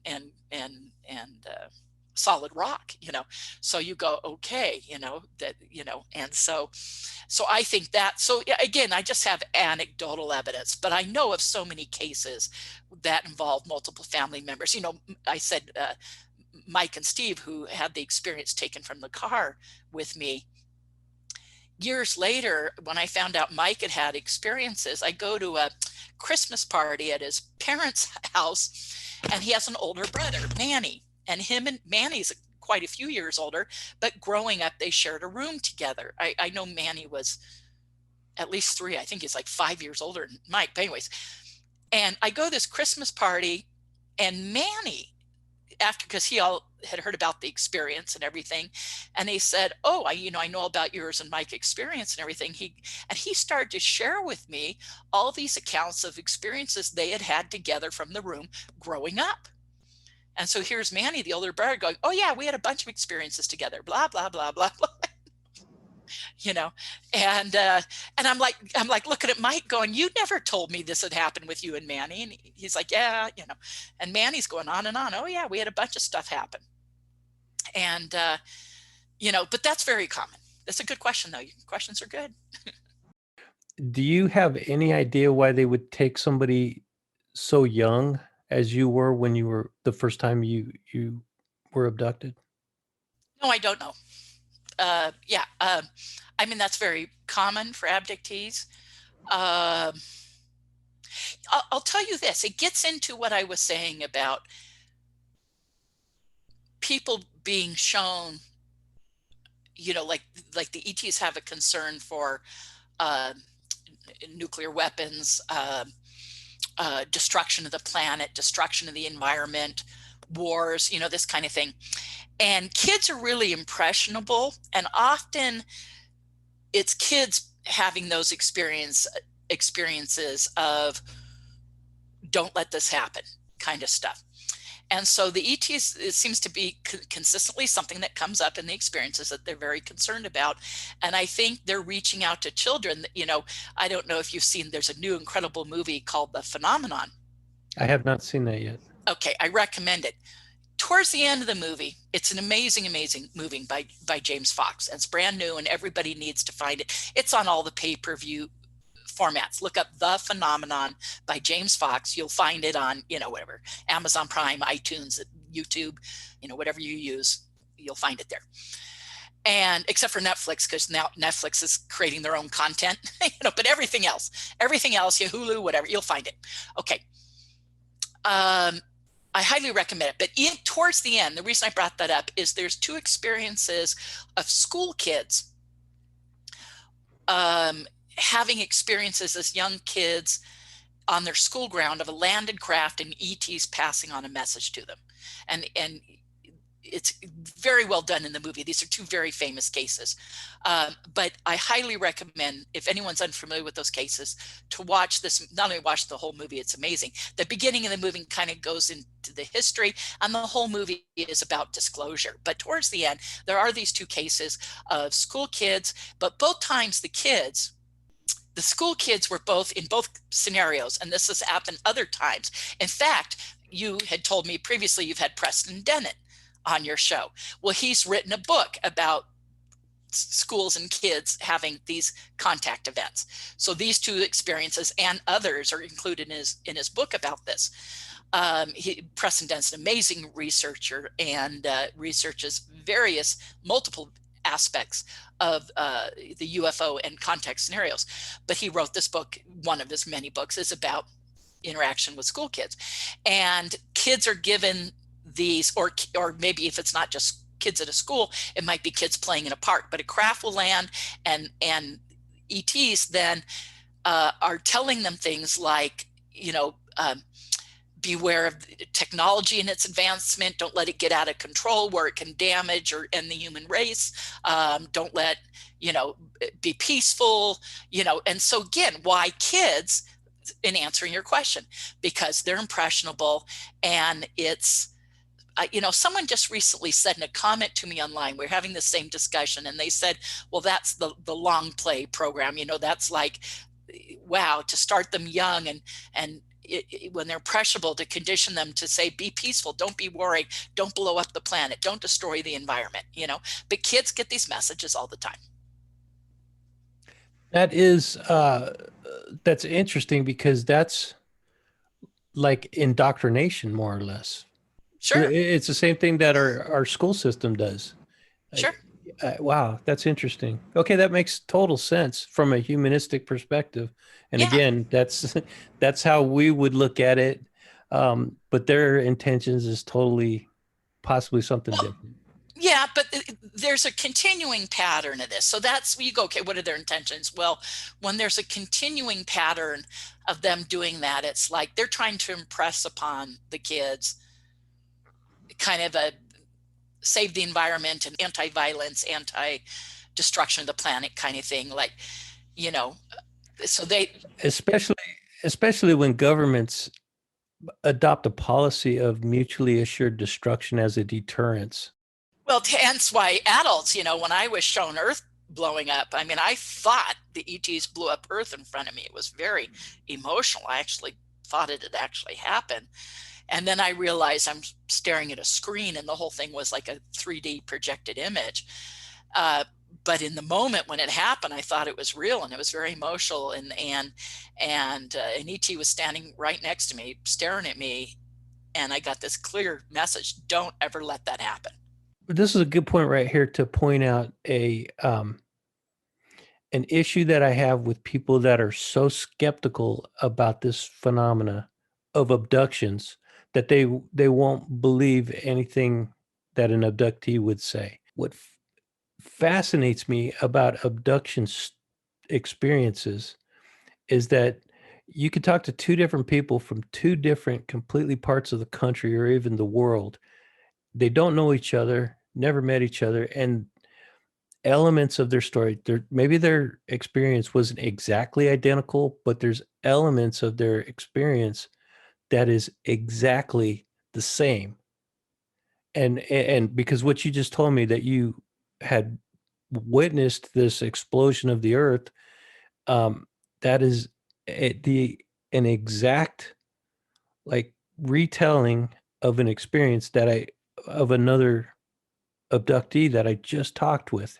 He had a he had the exact same like experience, and he was witnessing, and it was happening over a period of time where there was multiple destructions or catastrophes on Earth.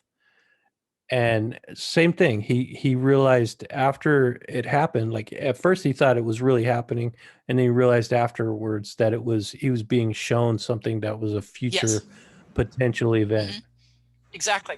So I don't understand, how would a skeptic explain that? Oh, and so you're right. You're right. Exactly. So many things that happen in these experiences from people from all over the world, different cultures, some people who maybe had an experience, 80 years ago to someone who had an experience yesterday. And yet, this is one thing the researchers learned early on, abduction researchers and abduction research organizations learned early on.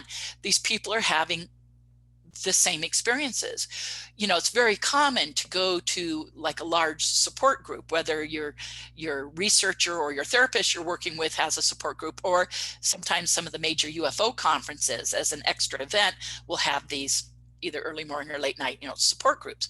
And you can go sit in, and let's say there's 30, 40, 50 people in there on any given time you sit in, and you're going to hear people going, has anyone ever had this happen? And they're sharing something they had happen, and suddenly you see 20 hands go up in the room. They all go, yeah.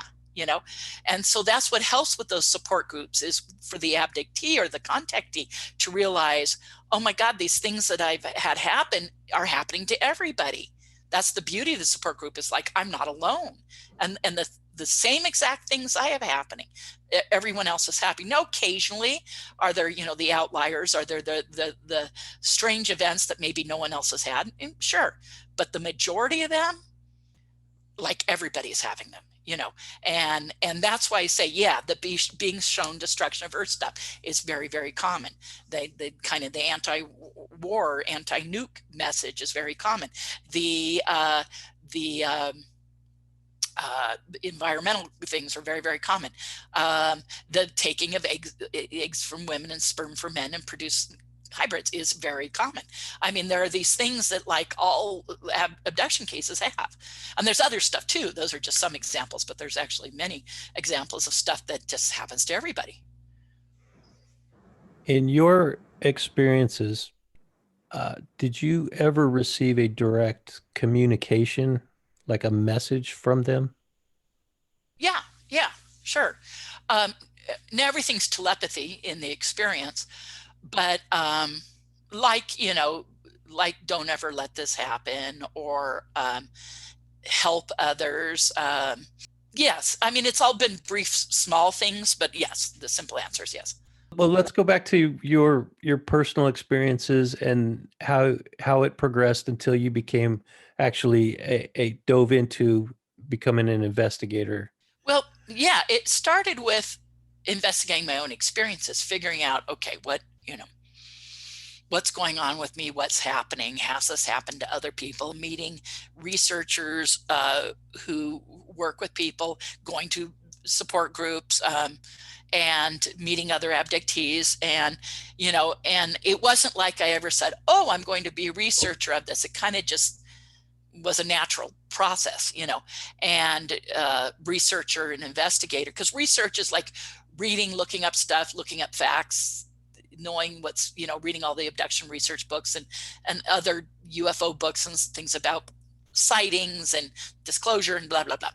And then investigator is like interviewing, investigation, maybe going to investigate or interview people after a major sighting event or after a major abduction or contact event. And so you investigate the case or whatever, so I've done both.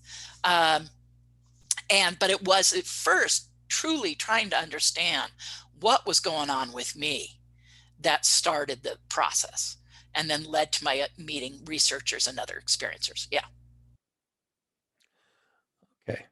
How do you document your investigations when you're talking to other abductees or Well, experiencers? I record the interview. I examine Okay. and gather their evidence, whether it's written documentation, photographic, video. Sometimes I'm better about it than others. I admit there's times I'm really good about it, and there's times when I really suck at it. But when I'm smart, and if it's we haven't even gotten into this, but there's a unique area of research I do. Like everyone in this field becomes specialists in different areas. And so I, by default, if you will, become a specialist in what's called the MILABs, MIL for military and AB for abduction. Oh, I'm glad you Yeah. mentioned that. Yeah, I totally forgot about that. So it's steered that way. Initially, it was general abduction stuff because, again, I was trying to figure out what was going on with me, and I was meeting other people that had stuff happen and meeting researchers and et cetera. So that grew, and it started from self-investigation and led to meeting others and stuff. But then, so when I have a case, if you will, someone I think is a good MILAB case, first I'm going to interview them extensively. And then I'm going to ask them to provide me, whether they're sending me via email or whatever, or if I'm meeting with them in person, to provide their evidence to me. I choose to focus on evidence-based cases for that because ultimately I'm going to write a book about it. I've been working on one for many years, and it's, and actually kind of shelved it with being busy with my tours and stuff here. And so I'm going to kind of almost restart that process with gathering from what I already have and new cases I found and stuff. So, so the research is there, the evidence is there, the investigation, the recorded interviews are there. I just need to restart the whole writing process from almost like square one again, because so many things have changed. But anyway, so I will. But so I'm focused on evidence-based cases because I know so many people have had experiences with that. But for my book, I wanted to really present the evidence for it. So I admittedly kind of screen out some cases, even though they're great cases, great stories, but if the evidence isn't that strong. So it's kind of like what's going to make it in the book, the cases that also have the evidence to back them up. So going back to your own experiences, this was something that evolved and started to happen to you. Is that right? Yes. Yeah. Because I remember that is what like really drew me to you as a researcher and investigator, because that's the first time I ever heard that correlation between not only is there alien abductions going on, but there's also military abductions. So I don't know if we have enough time, but I would like to spend as much time on that as possible and then just save a little bit at the end of our conversation for the message that you wanted to put out there about the disclosure. So here I'm dealing with the alien abduction stuff. And then all of a sudden in 1993, I suddenly had a different kind of experience. It was August of 93. I'm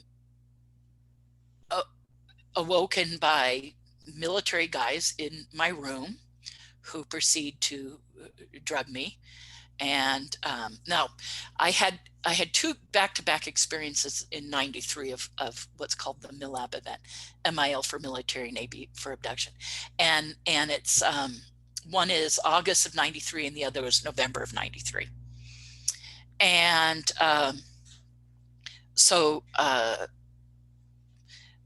but as I said, I'm awoken by guys in my room in camouflage, waking me up, drugging me, putting me on a stretcher, maneuvering me around my room. And I am taken to what I now understand as an underground base. And specifically, that first time,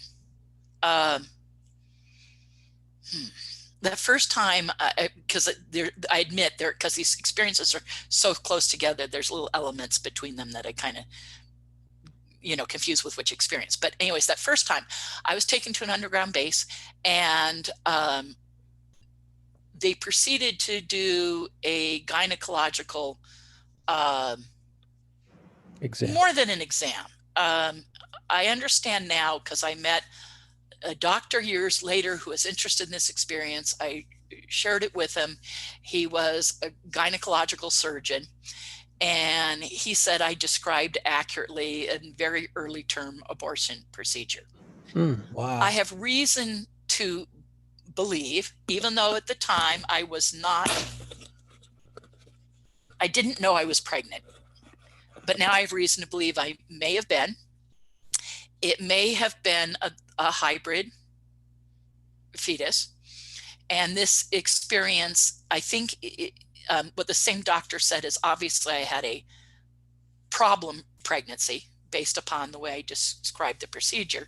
He said that suggested there was a problem and the fetus had not taken, and that these guys wanted it. It had not taken, was not fully formed, and was probably not going to take, but it was still a hybrid, so it had alien DNA. Yeah, exactly. I mean, I don't know that for certain, but at the time I was only mildly sexually active at the time. I did not have any reason to think that I was pregnant. I was barely showing what I learned later might have been early signs. Maybe I was also, young and in somewhat denial about it. But in this procedure, they did, it was very much in like a very controlled clean room environment, like almost like you'd say hazmat, hazardous materials handling, clean room environment. They were in clean suits. The room was tented. It was air controlled. When they did this procedure, it was very sterile. And I believe that they removed, like you said, some DNA from me for sure, and probably something that wasn't quite formed based upon what this one doctor told me. So that's what I think happened in that experience. And then, so that was, and I, so I had the memory. I'm like, this is nuts. What is this? Am I losing my mind again? And then jumping forward to the one in November, because that was just August, November, so they were back to back. In November of '93, I had an experience again. I'm taken from my room. And in this experience, I was specifically interrogated about a piece of ET technology that it turns out that it is very likely that I had a previous MILAB event, again, MIL for military, Navy for abduction, and had been asked to look for this, or if I saw it, to recall what I had seen. And then in this experience was abducted, and they went about retrieving that memory from me and having me draw what I had seen. And it was very, very threatening and quite frightening. But that I did draw a piece of equipment for them that they were apparently very pleased that I had seen. It was a minor thing, but I guess it was an important part of something they were interested in, and drew that for them, and that was that event. So one was the medical procedure, and the other one, or the gynecological, medical procedure. And then the other one was specifically being interrogated about a piece of ET technology. And so that's what those two events. And shortly after this, I met and at the same time, I was having what you would call harassment surveillance stuff. It's very common in the MILAB stuff before you even have an abduction at the hand of humans, that you can have harassment surveillance monitoring, have your emails tampered with, snail mail tampered with, now people with different online accounts and social media and whatnot have those tampered with, and you can be threatened or warned. So I was having some amount of that. And then I was having quite a few of what are called black helicopter experiences, with these dark, unmarked helicopters circling over my property or following me if I drove somewhere, and I started to have a series of those. I'm going to quote one neighbor who lived in front of me. I had rented this little apartment near the beach in Southern California, and there was a little house right in front of me that was rented by someone else.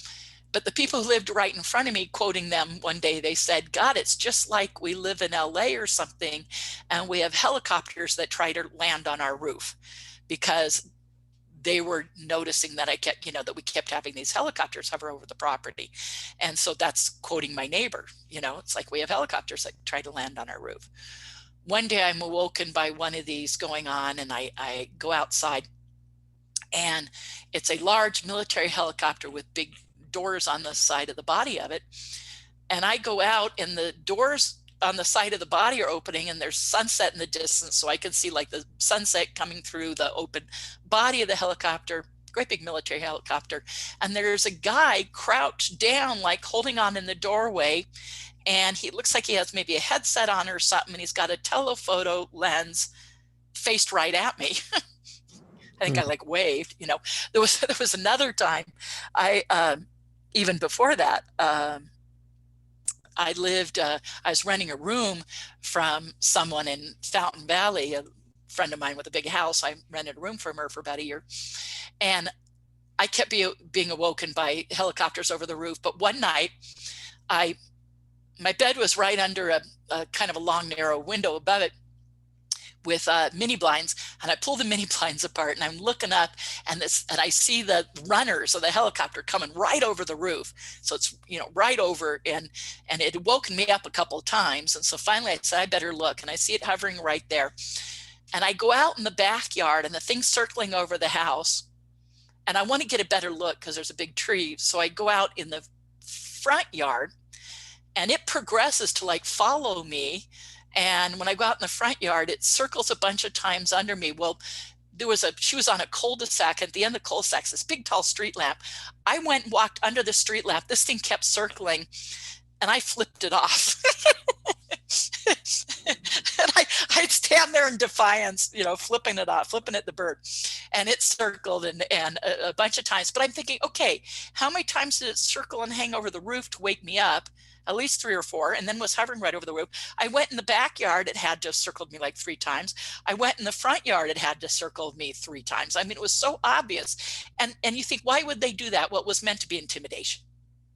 It was clearly meant to be intimidation. I've also had these experiences where I've been taken with other people. Not only in my alien abductions, I've been taken with other people. Just another quick example, besides taken with the 2 friends while driving. I've had many of these, but one time I was taken from the Hotel del Coronado in San Diego, California, where 15 of us were taken in an abduction event together. And 2 different books have been written about that event. One of them by Preston Dennett, and the other one by Yvonne Smith. Now, when Preston wrote it, there were only 5 people involved. I was not one of those cases, but that's what he thought. But then later, Yvonne Smith kept coming across cases of it, and discovered, because I was already working with her as a hypnotherapist and going to her support groups, and had reason to believe I was part of this event, and she ended up regressing me sure enough. And so there's actually 15 people involved in that experience. But going back to, I've also had other people taken with me in these MILAB related events. One of those, a friend of mine and I, a fellow researcher, it was living in down near San Diego, Carlsbad area, California. And we had an experience taken from her apartment when I was visiting her. And in that experience, it was specifically to scare the crap out of us. I mean, we were threatened, and our lives were threatened in that particular experience. But her and I were going to start writing a book together. We were on the lecture circuit together, and they literally said, stop doing that. And they gave us both scenarios. She had grown kids and grandkids at the time, or a grandchild and grown children at the time. And they threatened the family's well-being and proved to her that they knew where the family was and what their daily routine was, and that they were being monitored and they had easy access to them. And they said, stop this or something will happen to your family. In my case, they threatened me with physical violence against me and said, drop it or this will happen. So both of us were threatened in that experience to stop researching. She had more escalate shortly after that and did drop out of the field for many years. I did lay low for a little while and then kind of came back, but not long. But my threats and warnings were not as severe as hers. She continued to have that happen. But so that was to be threatened and warning. So some people have threats and warnings to drop out of it. Some people have follow-up medical stuff happen like I did. And some people, they have an interest in maybe recruiting them into covert operations and covert activities. And sometimes it's they're interested in functioning, psychic paranormal functioning. They're always asking about alien agenda and motives. They're very concerned about the alien agenda. And if you've been shown those Earth catastrophe things and reactions to violence or blowing up the Earth and those things, that's one of the things that the covert human guys, like covert military, covert human individuals want to know. And if you've had technology like me, hands-on with the technology, many abductees have hands-on with the technology. They are shown navigation, propulsion systems of craft, alien languages, alien math, formulas. If you're one of those abductees who's had the math and the formulas or languages or navigation, propulsion, computer systems on board the craft, any of that stuff, you're going to be of interest to these covert guys. I can understand if you don't want to say specifically where you were living at the time where this started. No, I don't mind. I don't mind saying. Oh, by the way, a quick thing on that same note, that same roommate who had witnessed my, back in late 89, early 90, the missing time, my being gone from the room and the alien in the hallway, Gail. Years later, I met up with her. I ran into her in a bookstore and we'd lost contact for like 4 years. And I ran into her and we got together and I go visit her where she lived in her apartment. And she said, are you still investigating all that stuff? I said, yeah. And she said, oh, what are you working on now? And I went into the MILAB stuff and she suddenly interrupts me and says, oh, I'm so glad you know that now. And I went, what? Yeah, exactly. What? What do you mean I know that now? And she said, well, back when she was living with me, besides witnessing the alien abduction stuff, she was witnessing some of that stuff going on with me. And she had a 14-year-old daughter that came to live with us for like 3 months. And the 14-year-old witnessed stuff. Now, I was given a story back then of why the 14-year-old came to live with us and then why she left. Well, Gail then admits to me that's not why her daughter left. Her daughter left to go live with Gail's sister, her daughter's aunt, because the daughter was so freaked out by witnessing what was happening to me. And she said on more than one occasion, her and her daughter were woken up by what sounded like military men in my room, giving me orders and my crying and pleading, no, no, no. And here she's sharing that had happened back in 1990. And I didn't know I was having those kind of experiences till 93. And this is years later where she's saying, well, back in 1990, we were witnessing stuff happening to you. So apparently I had it even before 93. I just was unaware of it. And it's not just me, I mean, I want you to know I've worked with hundreds of people that have had this happen. I mean, this is happening to a lot of abductees. Is it all abductees? Like you said, oh, do all people have sightings have abduction? No, but all abductees do have sightings. But do all abductees have this happen? No. There are numbers that are in the abduction research community that suggests like 12%. But that's on the, have you actually been re-abducted by the military, had an abduction at the hands of the military. All the harassment, surveillance, monitoring, you can be befriended by insiders, which has also happened to me, as you know, befriended by insiders. All those extra parts of it, I actually think it's very, very conservatively 40% of abductees. I wouldn't be surprised if it was 60% of abductees, but I'll be real conservative and say at least 40% of abductees are having all that stuff happen. So let's start where you first realized you were being abducted by military personnel. Well, those were those experiences in 93. Where were you located and what military bases were in that vicinity that you know of? Okay. Both of those experiences, because it was back to back, August and November, I was living in a little studio apartment in Corona del Mar, California, which is between, for those familiar with Southern California, between Newport Beach and Laguna Beach, the coastal community. So that's where I lived when both of those experiences happened. I was in Tustin, California when Gail was my roommate, and those experiences were happening. And those were actually obviously 2 or 3 years before that. 3 years before that. Yeah. And I've had it happen in other places. I've had it living here in Sedona. I've had it happen. I was part of a large mass military abduction here in Sedona that involved myself and 4 other friends. So 5 of us were taken together, myself and 4 other friends, in that experience. And 2 years later, a guy came on my UFO sighting tour who he came out and he wanted to come meet with me privately the next day, and came with his mom the first day, the next day after the tour, and him and his mom had come on the tour with me. He was a grown man, but he had his mother with him, and they shared with me previous alien abduction events they'd had. And then she gets up to go use the restroom, and he says, will you meet with me privately tomorrow? I don't even think I want my mom to know that I'm meeting with you again. I said, sure.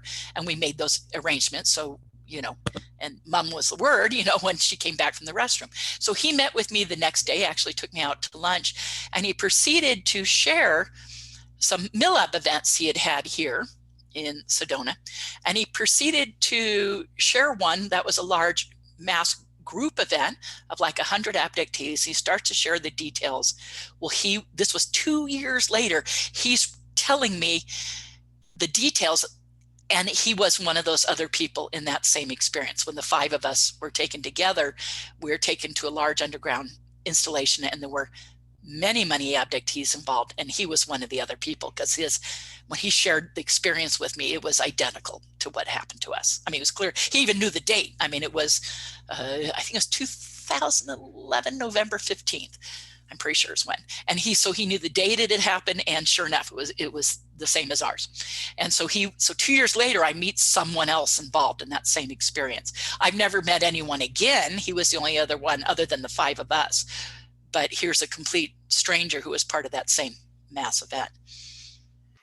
In what relation were you living to a military installation? Okay, good question. When I was taking my friend down near San Diego, Carlsbad area, we remembered we'd been carried out of her apartment, put back in the back of a van down on the street. And there was all sorts of physical evidence to the apartment and the exterior of it and everything.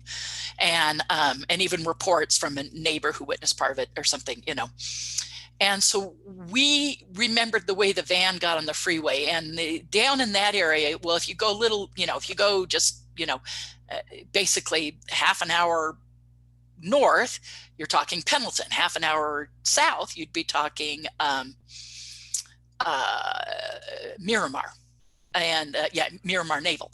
So we thought about it and the way the van must have gone to the freeway and the direction it got on, and we're fairly certain we went to Miramar.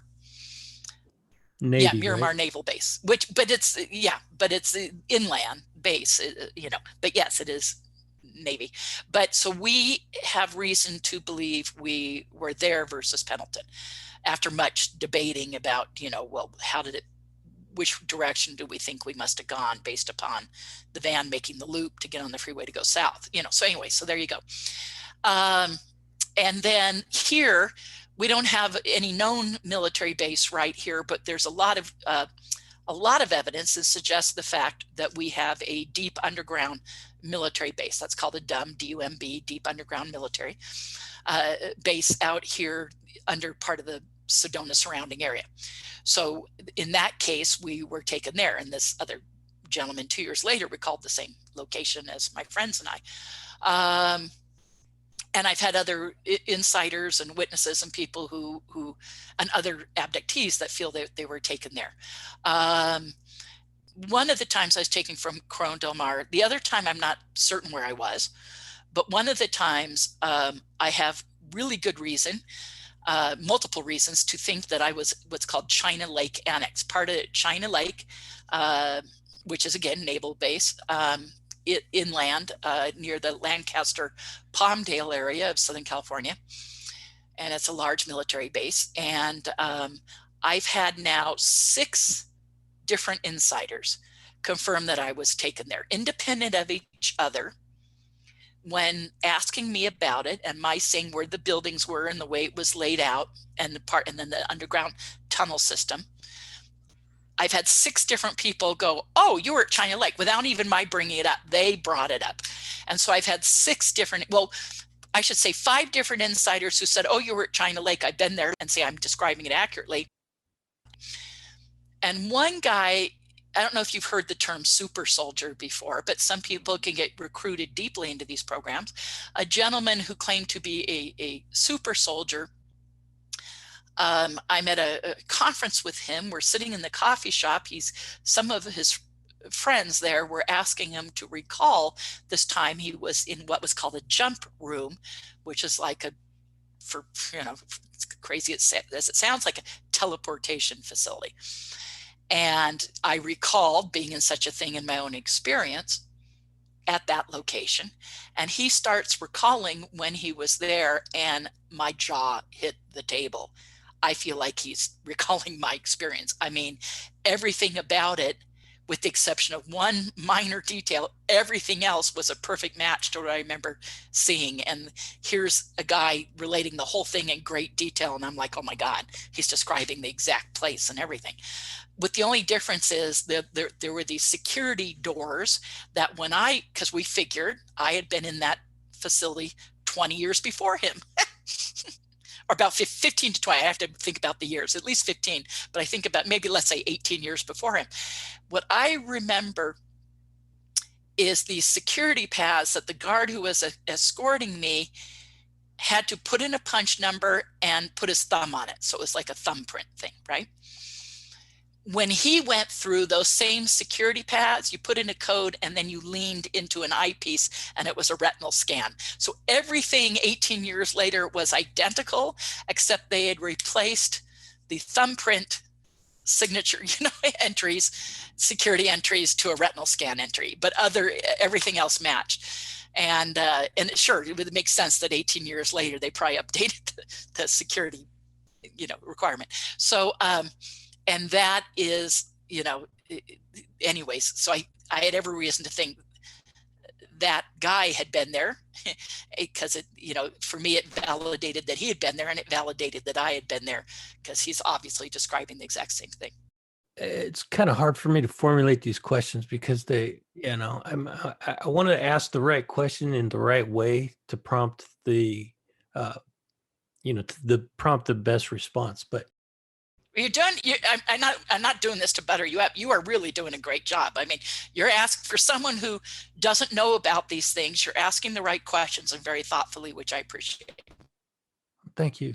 I do appreciate you saying that.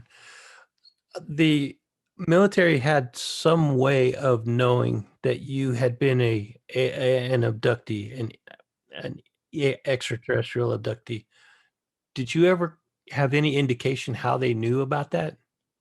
Not that anything they shared with me, but over all the years of research and working with other cases, I've come up kind of with a list of ways they might know. For instance, originally I thought this was happening to the abductees that had gone public. So you've been public, you've been interviewed, they're monitoring what's being said, and they're going to know. And for some people that may be the case, but I've also met people that have had this happen, and even children involved in whatnot, that no one ever went public. And you go, well, how would they know? Well, abductions run in families. It's also, there's a lot of research or information within the MILAB research to suggest that that runs in families too. So if abductions run in your family, and also the MILAB stuff, they could know that, okay, this abductee that we're already following or studying has children. Well, we're now interested in their children. So a lot of times in the cases of children, it happened because it was already happening to the parents. So the MILAB stuff runs in families as well. Then there are all these common traits amongst MILAB cases. For instance, family background stuff, like not that was your family ever was any family member or father or grandfather in the military, because people your and my age, would be 90% of people. It's that common, World War II, etc. Right? Okay, way common. So I had to rule that out. It was too common. But it was more like, was there a connection to top secret military stuff or covert stuff, or special operations, special forces, special operations, covert stuff, those kind of things. Then there were things like, was a father, grandfather, uncle part of a secret society? That was coming up. Things like, were they in the aerospace community? Were they in top secret aerospace stuff? Were they in any other kind of top secret research or science? So there's this aerospace connection, this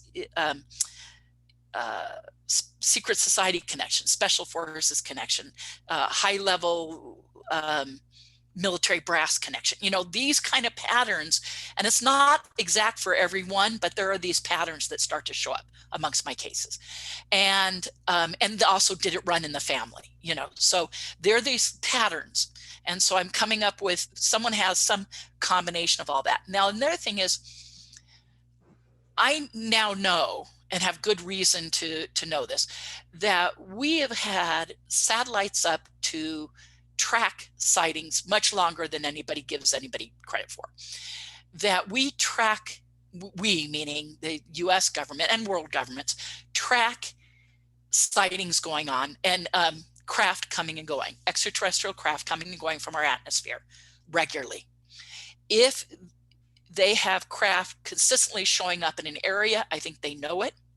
If they have craft consistently showing up over a particular succinct area, like a neighborhood or a couple houses, they then might monitor the communications, emails, phones, etc., for the people in that area to see if anyone's talking about it.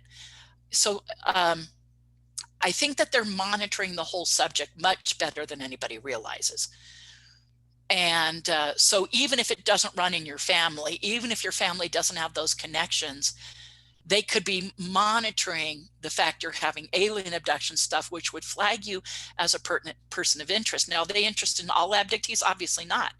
But again, if you've seen the technology stuff, if you've had multiple ongoing, to quote another researcher in the field, he said it's like only the really advanced abduction cases have this happen. or advanced contact cases. Advanced doesn't mean better. It just means you're having a lot happen with a lot of evidence that if you're one of those people, they might show interest in you, especially if you have all that technology component to it. There's a reason. Now, some people just have low-grade harassment surveillance and never have anything more happen. I have this chart, I give presentations, and I show this curved line on this chart showing how it can ramp up in someone's life and how it can go back in your family. So even alien abduction is not the beginning of the line. It's like a quarter way down the line, and then the line ramps up, and you can go from harassment, surveillance, monitoring, befriended by insiders, being picked up and interrogated, having a medical procedure, all the way into being recruited into psi programs, psi functioning, paranormal functioning programs, and being recruited into like super soldier stuff, and even being a perpetrator of these events. Some of the perpetrators are guys who were somewhere else along this line before, so I have those cases. I have people that have gone, like I put myself, my own experiences in like the middle of this line. And I have cases that have a lot more happen than me. And I have lots of cases that just have harassment surveillance and never have anything more. They don't have the re-abduction, being picked up. And another thing is very common in these, and this is like, it doesn't already all sound outlandish, but I'll go there, is people see aliens present in these experiences. In some of these experiences, it's clear that these covert humans and extraterrestrials are working together. I mean, very clear. And I've had that happen. And I've worked with many cases that have had that happen. The experience that I was taken to the large underground base here with my 5 friends, and then 2 years later met the other guy who had also been part of this experience. That experience clearly involved humans and ETs working together. And so that's very commonly seen. Sometimes someone can have an alien abduction and see military personnel present, not like they've been like this military personnel also got abducted, but like these military personnel or people in lab coats are there in some kind of official capacity, and then you can be taken to one of these underground bases, and it's very common to see aliens also present in whatever, sometimes some limited capacity, but it's very common to see them there. So not everyone has that. So again, see, this is that curved line. That's like the middle of the line. Some people have a lot less. Some people have a lot more. People who've seen aliens and military together, that's about the middle of that bell curve that I have. Something popped into my mind when you were talking about the recruitment level. You say that that's kind of the pinnacle of what the MILAB results in, is that they recruit people into not everyone does, but some people do. Yeah. And so some of those people are used as perpetrators, as you said. I have one case that really sticks out is a guy who first approached me about alien abductions, then opened up that he was having this, and as he became more comfortable with me, he ended up opening up that he had been used in that way. Now, in his case, against his will, he felt very, very badly. He also feels he made himself undesirable in that, and that he got dropped out of the program. But long story there, he also had some high-level family political connections that may have helped in some way get him out of it. But he started as an alien abductee, then had the MILABs stuff, and eventually got recruited and found himself being on a team of people picking up other abductees, and it very much upset him, and he didn't want to do it. I also know that's one extreme, one end of the scale, if you will. On another end of the scale, I know of a super soldier guy that gets recruited, gets involved as a perpetrator, and enjoys being part of it. He feels like he's in on the secret. He knows what's going on, and he actually wastes almost romantic about it, which, is kind of sadistic, yes, but, that's his experience. So he relates it to that way. And yet this other guy got himself out of doing it because he once, he realized that was really going on, he made himself undesirable in a way, and luckily they seem to have left him alone. And he actually didn't want to talk or go public much about it because he didn't want to do anything that might encourage them to have interest in him again. He said, I don't want to do anything that causes me to be on their radar, So he talked to me because he wanted me to know, and he wanted me, I talked somewhat about this kind of stuff. And he also felt like it was, for his well-being to be able to talk about it with someone that he trusted. But I can never use his name or anything like that. He'd probably prefer I don't talk about him at all, but I talk about it in such loose ways no one will ever have any idea what I'm talking about, or who I'm talking about. But I can't not share that because it's such an important story. But these are just two examples. Now, again, this is a small percentage of an already small percentage, but it made me realize too, sometimes the people involved in these things, can they be, someone that they're looking for a certain personality type or whatever to be involved? Yes. But you could also be a victim yourself and be in it in a kind of victimization way, like this, like my other case. So, and I've had both. I've had multiples of both. So as far as people I've worked with, so I realize, sometimes the people in the programs are victims themselves, and that made me have a certain amount of compassion and understanding. Just like, when people go into the military, let's say, we all can be patriotic and believe the necessary for the military, and these people are heroes and stuff. But sometimes those people are put in very bad, very difficult situations that maybe go against their greater good, and yet we can understand how that happens. Well, I can understand how these people end up being in this, and yet I can also understand the appeal for some people because they're in on a very deep secret, and they know part of that, and they feel elite and very special, and that's part of probably some of the people getting recruited in these programs is people who are going to have that ego gratification from it. Have you ever come across any evidence or testimony from insiders that this program is part of a breakaway? What is it called? Breakaway government? Civilization. Yeah. Apparently that's a quote from Insider Kit Green, is my understanding, that quote about breakaway civilization. But yeah, that there's a shadow government, shadow military, we're talking very deep, deep in what are called SAPs and USAPs.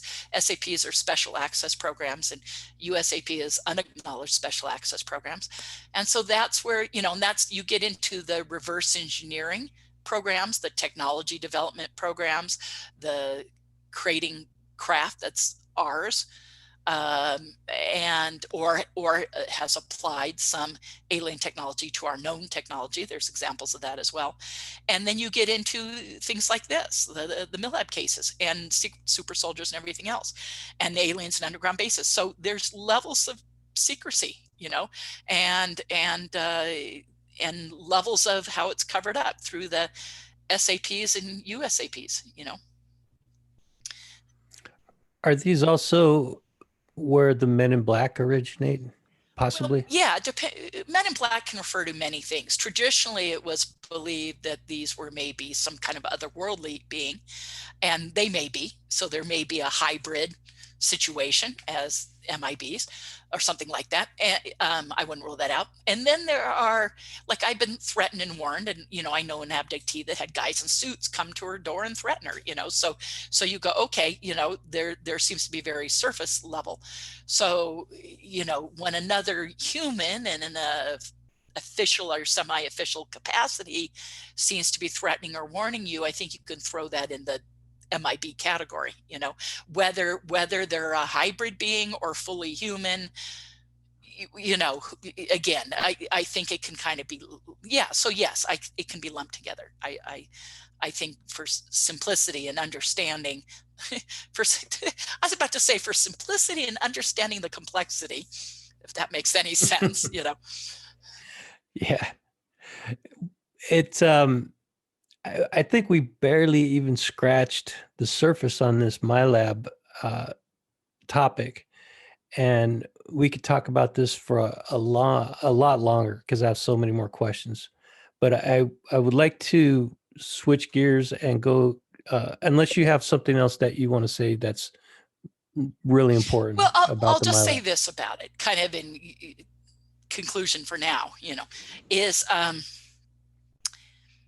the reason there's a covert human involvement in abductions and contacts and why they're interested in those individuals is first and foremost some of the strongest evidence for abductions and contacts being real. The people, humans, me, friends of mine, you know, other cases, you know, whatever, people are involved with ETs, having contact with, as you say, others, extraterrestrials, you know, folks that clearly aren't from here, or aren't, or if they are, they're from another dimension here. You know what I mean? Okay, so you go, clearly not us. And yet people who are us are interfacing with them. The UFOs have always, the presence of ships, you know, craft, and the presence of the beings, the extraterrestrial presence, has always been of interest to those who are running government and the military. I think there's evidence that they've always been of interest, but you can clearly point to very aggressive interest since the early 1940s. I mean, I think it goes way back, thousands of years, but you know, you can say aggressively since then. And then you go, okay, they've had this strong interest and they're trying to get a hand. Those managing the ET subject in an official capacity are trying to get a handle on the extraterrestrial presence. What does it mean? Why are they here? What are they doing? What does it mean for the future of mankind? Are there militaristic and threat concerns? I understand, you know, all that thinking. The cover-up scenario. Well, the cover-up only becomes in we don't know all the answers. I think is where they came to from this, is they don't know all the answers. They're trying to figure it out. So rather than show that they don't know, they cover it up. Okay, because they don't have all the answers. There's a logic there, and I think there's a lot of insiders and people that would agree with me on that. But the other part is there's a whole subculture, like you said, breakaway civilization, that is got a lot of money involved. You have everything from the building of these underground installations in the billions, if not trillions of dollars, and the money siphoned from that, and look the other way through the SAPs, through the USAPs, the unacknowledged special access programs. And then you have this whole problem with some of this subject went into corporate hands and it became a corporate secret. We have a lot of reasons in the UFO community to know now that that's the case. And the aerospace community has been fed a lot of this, and the whole reverse engineering program has been brushed under the rug. So that point that you have the development of technologies, the building of craft, or feeding that technology to military operations and everything, it becomes a matter of national security. That combined with they don't have all the answers, I think there's a combination of those things going on that lead to why we have, quote, a cover-up. Okay. And there were reasons for that may have now changed. So we're getting disclosure now because the reasoning, it could be it's more beneficial to disclose than not to disclose, obviously. So, I mean, it's, you know, I can see why that scales. It goes with the whole politics of the world that we already discussed, that this whole, you know, interview started with. So you go, okay, there could be real reasons for that. And, but going back to my point being that the MILABs are happening because of all that is happening. the abductees became another data point.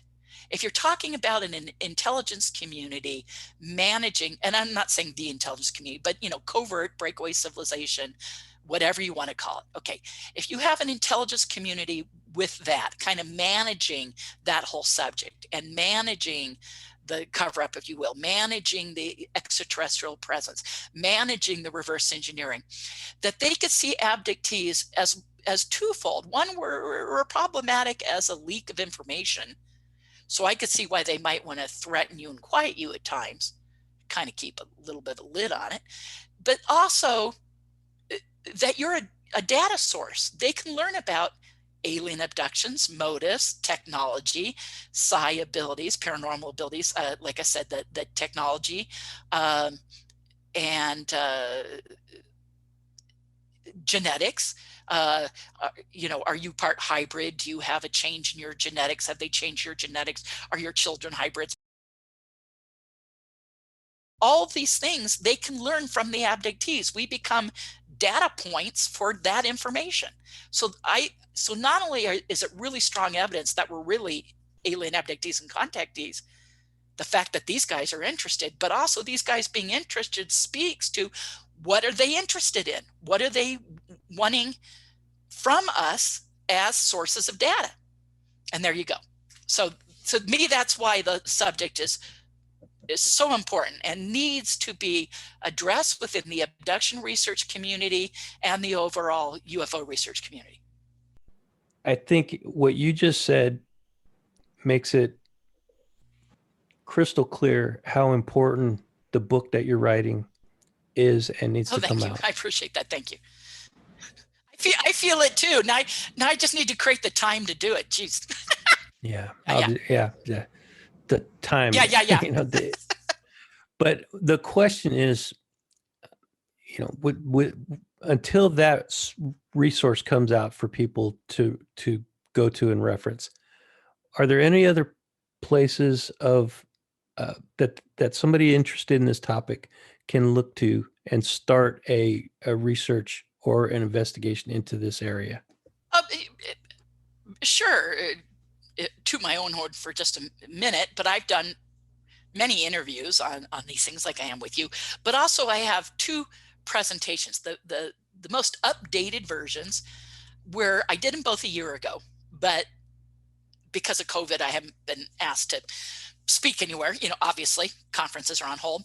And so I haven't had a reason to go in and update these again, but I updated them for this. So on YouTube are these two presentations I did for UFO Denmark. So UFO research group in Denmark had me do a Skype presentation. Both of them are 2.5 hours long. One of them is all about my MILABs research, a little bit about my experiences, but mostly about the research, the evidence for it. So that's the MILABs presentation. And then the other one is the 40-year history of the working group, which gets into the group of people behind the current disclosure story. And they have actually like a 40-year history involvement in the UFO subject and UFO community. So I give that presentation.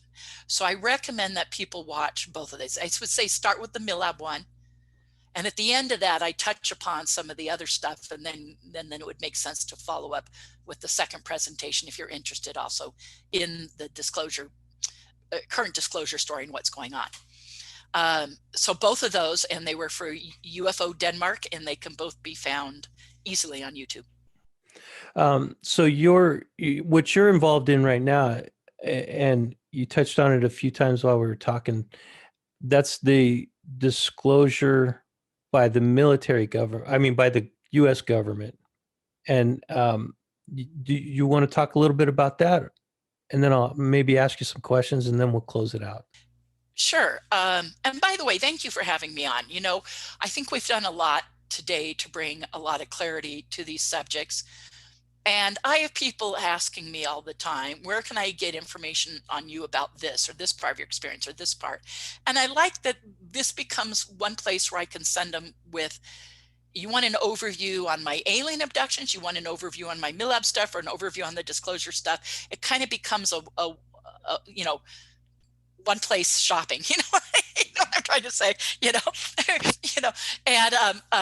and thank you for that, because that'll become an incredible reference for me. So, folks out there, I'm not getting paid to do any of this. Why would I do this? Well, it's for informing people, getting the information out there, and having a resource where I can send people to say, here's an overview, Okay, so talk a little bit about your involvement in the disclosure process that's ongoing right now. Well, I mean, like many people in the field, in the UFO field, I'm just following it. So to that degree, it's just, I'm someone following the story. But because of that 40-year history of the working group stuff that I've been involved in the UFO subject now for 30 years. I've been public as an abductee for 28. But with the MILABs stuff, there started to be this crossover into, like you were saying, the breakaway civilization, shadow government, secret space program, all those things, So because of that, I started to realize that there were players in the field who have fulfilled a role in disseminating information or manipulating it, all along, and yet are insiders. So, the UFO subject being real, like I said, not only involves the MILAB interest, but involves players and individuals who get involved in the field who are insiders, whistleblowers. It can be both a control measure where they're in the field to control its flow of information or direction, or they can be there just as monitors of the control of flow and information, like they're just monitoring, officially or unofficially, and they could also be in there to maybe look for that opportunity to be the whistleblower or the person coming forward. And so we've had these individuals all along. So I started to realize, and it started with investigating my MILAB stuff, that I kept coming across certain names and people. Now, I could spend hours talking about that. And one is, it would take too much time. B is, I don't need to, because I can tell people, watch that presentation on the 40-year history of the working group. But that's how I became involved in the disclosure topic. And it's morphed over the years to finding various individuals associated with this group of people.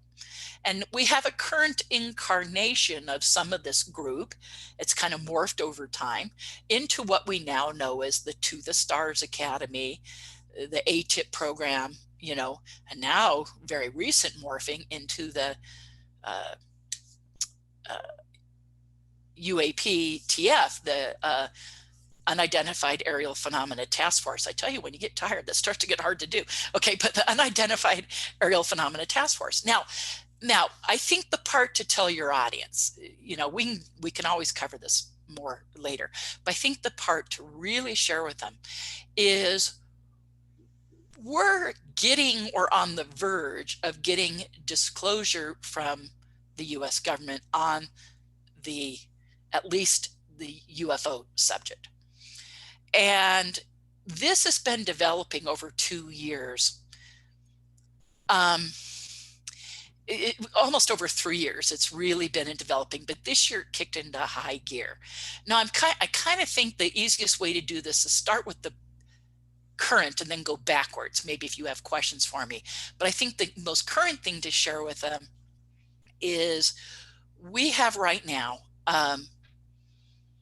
the Senate Select Committee on Intelligence, SSCI, is a branch of the U.S. Senate, a subcommittee that is co-chaired by Senator Marco Rubio and Senator Mark Warner. So it is not, leaning towards one party or the other. It's co-chaired by a Republican, again, Mark Rubio, and by a Democrat, Mark Warner. It has 8 Republicans on it and 8 Democrats. And it is the Senate Select Committee on Intelligence does the budget approval for intelligence operations that need Senate approval. Let's put it that way. And they released a report on the fact that in next year's, or so the 2021 intelligence bill was going to be the funding. Okay, the bill allowing for the funding of additional intelligence projects and funding for the intelligence community. Now, the intelligence community being, of course, all the 3 and 4 letter acronym names, branches of intelligence and branches of the military, and military intelligence, crossover. And so they put out a public report saying that they had, here's the things. It's kind of an overview report for the public, saying here's what is going to be included in this, bill. And they put this out after it had passed the Senate. So the Senate passed this, and you have this report that goes out. Well, there's these 8 line items in the report about the funding of what we now know in the community as the UAP task force, which from all evidence is a continuation of what we know as the OSAP and ATIP programs. ATIP was Advanced Aerospace Threat Identification Program, and it morphing into this task force. And that we do know in the community over the last, so in the UFO community, UFO research community, that over the last year or more were these closed door sessions for senators and congressmen with high-level military witnesses and insiders, and that this was put together by the folks with what we know as To the Stars Academy, combined with the Department of Defense and mostly the Navy. So the Navy and To the Stars brought this together. The Navy kind of made it happen to have these closed door sessions with briefings to senators on this Senate Select Committee on Intelligence about specific UFO cases, mostly focusing on ones that involve the military, because the Navy's involvement involving the Navy, etc. Okay, so these 8 line items are for the funding and the purpose of the UAP. And by the way, the new terminology to replace UFO by the US government to get away from the ridicule factor and the stigma, negative stigma associated with the term, is the term UAP, unidentified aerial phenomena. So just know, if you hear a senator, a congressman, and you will hear this, and you'll hear it lots more this year and even more next year, if you hear the term UAP or UAP task force, it's unidentified aerial phenomena, which is, they know very well that it means UFOs, unidentified flying object, unidentified aerial phenomena. Hello, same thing. Okay, so that's the new government term to get away, so they can talk about, so senators, congressmen, the president, the Department of Defense, the Department of the Navy, ONI, Office of Naval Intelligence, and the Pentagon, the DOD, so they, and even going into like NASA and JPL, so everyone could be talking about this and have it be like, oh, what's that? Oh, okay, how interesting, without having people go, oh yeah, right, UFOs, ha, ha, ha, so they can be talking about in a serious way. And so you will hear journalists talking about this, television, radio, but newsprint, journalists. It's made the front page of the New York Times already 3 times this year, and twice in the year before, front page of Politico, front page of Washington Post, etc. So you will be hearing this. And when you hear UAP, just know that they know that they are talking about UFOs, regardless of what they call it. So, and so the 8 line items talk about the fact that there's supposed to be the task force that they're going to gather, and the task force is through the Pentagon and the DOD, but it is being run by the Navy, Office of Naval Intelligence, and that they're going to go to all the various branches of the intelligence and the military and gather what they know, not on all things UFOs, because that would be years, okay, but gather, to start with, my understanding is, according to the line items, is what specifically is known about incursions into military airspace, military fields of operation. I almost wish I had it in front of me. I could read the wording, but I won't bring it up. I'll just try just from my head. But fields of operation, incursions into military airspace, military war operations, military training operations, training facilities, military bases, anything involving the military and their airspace, including, getting back full circle at the beginning of this talk, into nuclear weapons facilities, flyovers, and them shutting down nuclear missiles, nuclear weapons storage facilities, where they have either activated or deactivated. And you and I were talking previously about Malmstrom Air Force Base and Minot Air Force Base, and of course the Bentwaters case, and there's many where there seems to be this interaction with nuclear weapons storage, and very famous cases. And so that kind of data as well. There's some debate whether it'll go so far as to get into anything regarding crash retrievals, because that's the military, but that gets more out of airspace incursion into actual landed or craft, ships, but maybe. But anyway, so this kind of stuff is supposed to be what is gathered. And from the beginning date, as it is in the report right now, it says they will have 180 days for the UAP task force to combine this data, present it to the DNI, Director of National Intelligence, who then puts a summary report together to go to the Senate and Congress. Now, I do know that this bill passed the Senate.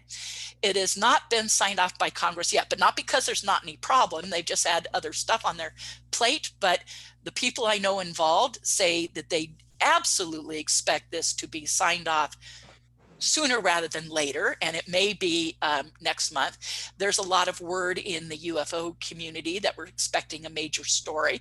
I'm wondering if the signing of this bill is part of that. That's just my question. I don't know if it is, but regardless, that is supposed to happen fairly soon, might be for the end of this month or into December, this month being still November, or whether it means December of 2020. And then that summary report is supposed to be made public. Now, there's supposed to be a classified annex, that is anything involving international, foreign bases. But I also understand it may be about ways and means stuff that they don't want to get into foreign hands. And of course, everyone in the community is concerned, like how much is going to end up in the classified annex, is all the good stuff, maybe. But if they come out with a public report about flyovers over military bases, military fields of operation, and interaction with those craft, you guys, the government having that report and Congress and the Senate coming out with that public report, that's as official as it gets. That is official disclosure. Okay, so at that point, and it's supposed to happen within 180 days once the bill has been signed off on, which has got to first go through the Congress, but my understanding is it is, and then signed off by the president. But it's those line items are buried in the whole intelligence bill. So of course, if that goes to Trump or Biden, it was going to go Trump, but of course he'll just get signed off on, because it's the entire other intelligence bill stuff. No one's expecting these items to be altered or left out. If anything, there's some talk about maybe they will be added to. For instance, Congress might come back and say they need more time. Regardless, we're thinking that the DNI or the ONI, Office of Naval Intelligence, or the Director of National Intelligence, is probably going to say, look, they need more time. But if they stick to the 180-day thing, once it's signed, from that moment, they have 180 days to present this report. Originally, we were thinking that date would be April. Now it's been pushed back to May or June. And if they're given more time, it could be later. But maybe next spring or next summer, we'll get this public report. And this public report is the government saying there's these flyovers, this interaction with military facilities, military training, fields of operation, blah, blah, blah. And you guys, that's the beginning. Now, the people involved, I know with To the Stars, a few of them have said, we're not going to let it end there. And the Department of the Navy is saying, we're not going to let it end there. Whatever they come back with that report, they'll now give them specifics. Look further here. So that first initial report is likely to then produce additional reports. You guys, it's a ball of string. You start yanking that string, and before you know it, starts unraveling. So where this could go over the next year is anybody's guess. I think it will be the major news story. Yeah, if we don't have, okay, if everything with the transfer of power goes smoothly in the end, if COVID starts dying down come next spring, or before, hopefully, but at least by spring, if there's no major fires and no major, earth changes, catastrophe stuff going on, whether it's fires or hurricanes or whatever, if we go into those things slowing down, which is why no one's heard about all this stuff, if you're really following the UFO field, but I realize, a lot of people aren't hearing it, and it took the back burner because all those stories were clearly, on the front burner. But if you have a slower news period and things start mellowing out, I guarantee you, if that report comes out, this will be the major news story. It may be the major news story if a public report comes out, and it's supposed to be on tracks. Mark Rubio, Mark Warner, the senators involved are saying, they have every intention on having this public report and releasing as much as they can. So apparently somewhere in there, someone made the decision, the Pentagon and Navy, really pushing this, have made the decision that disclosure must be useful right now. Now, are we going to get the whole picture? Probably not. But at least if we get a part, it changes the discourse. The public discussion will change with whatever they put out, and it'll be the start. So, like I said, you're unraveling that ball of string. But anyway, so there's what's currently going on right now, and the task force is currently functioning. It got some funding. Not as much as they're supposed to get, but they're starting the process. So when they get the rest of the funding, they're already underway to do this.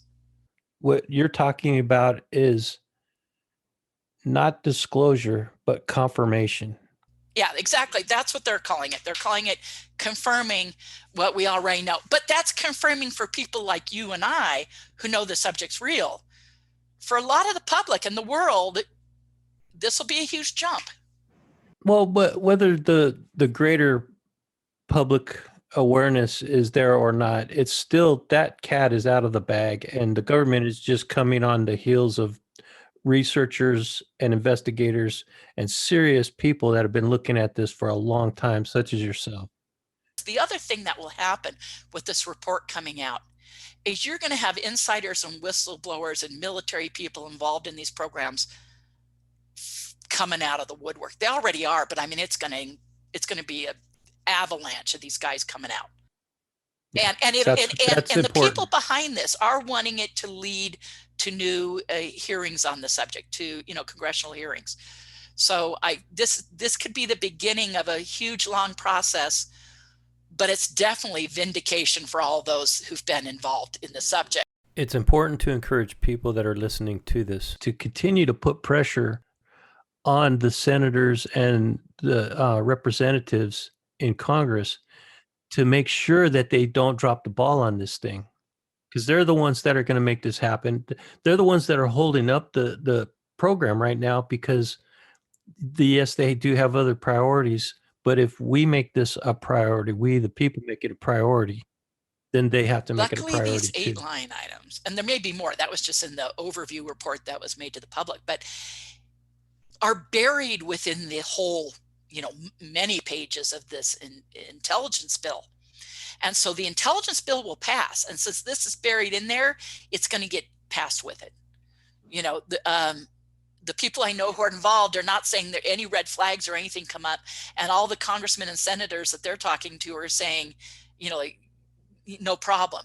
It's just that entire intelligence bill needs to be signed. And there's so much weird political stuff, obviously in DC right now, but these folks are saying, look, they will absolutely sign it before the end of the year, and they're probably going to sign it before any major holiday break. So they're expecting it to all be signed off on relatively soon. Well, Melinda, that's a great place to put a pin in it and come back and revisit these topics in more depth. I realize we're talking kind of 3 different areas to go from, well, actually 4, to go from, cultural effects of the Cold War to alien abduction, military abduction, and then disclosure. We covered a lot of ground, but thank you for allowing me to do it. Absolutely. And we didn't even touch on the paranormal, the psychic abilities that you've had. I mean, there's so many more things that I could talk to you about. We'll do it someday. Yeah, for sure. For sure. So thank you again for spending so much time with me. And I appreciate you coming on the show. Well, thank you. I look forward to talking to you. Thank you for having me. I enjoyed it. Your questions were really good. So you made that very enjoyable. Thank you.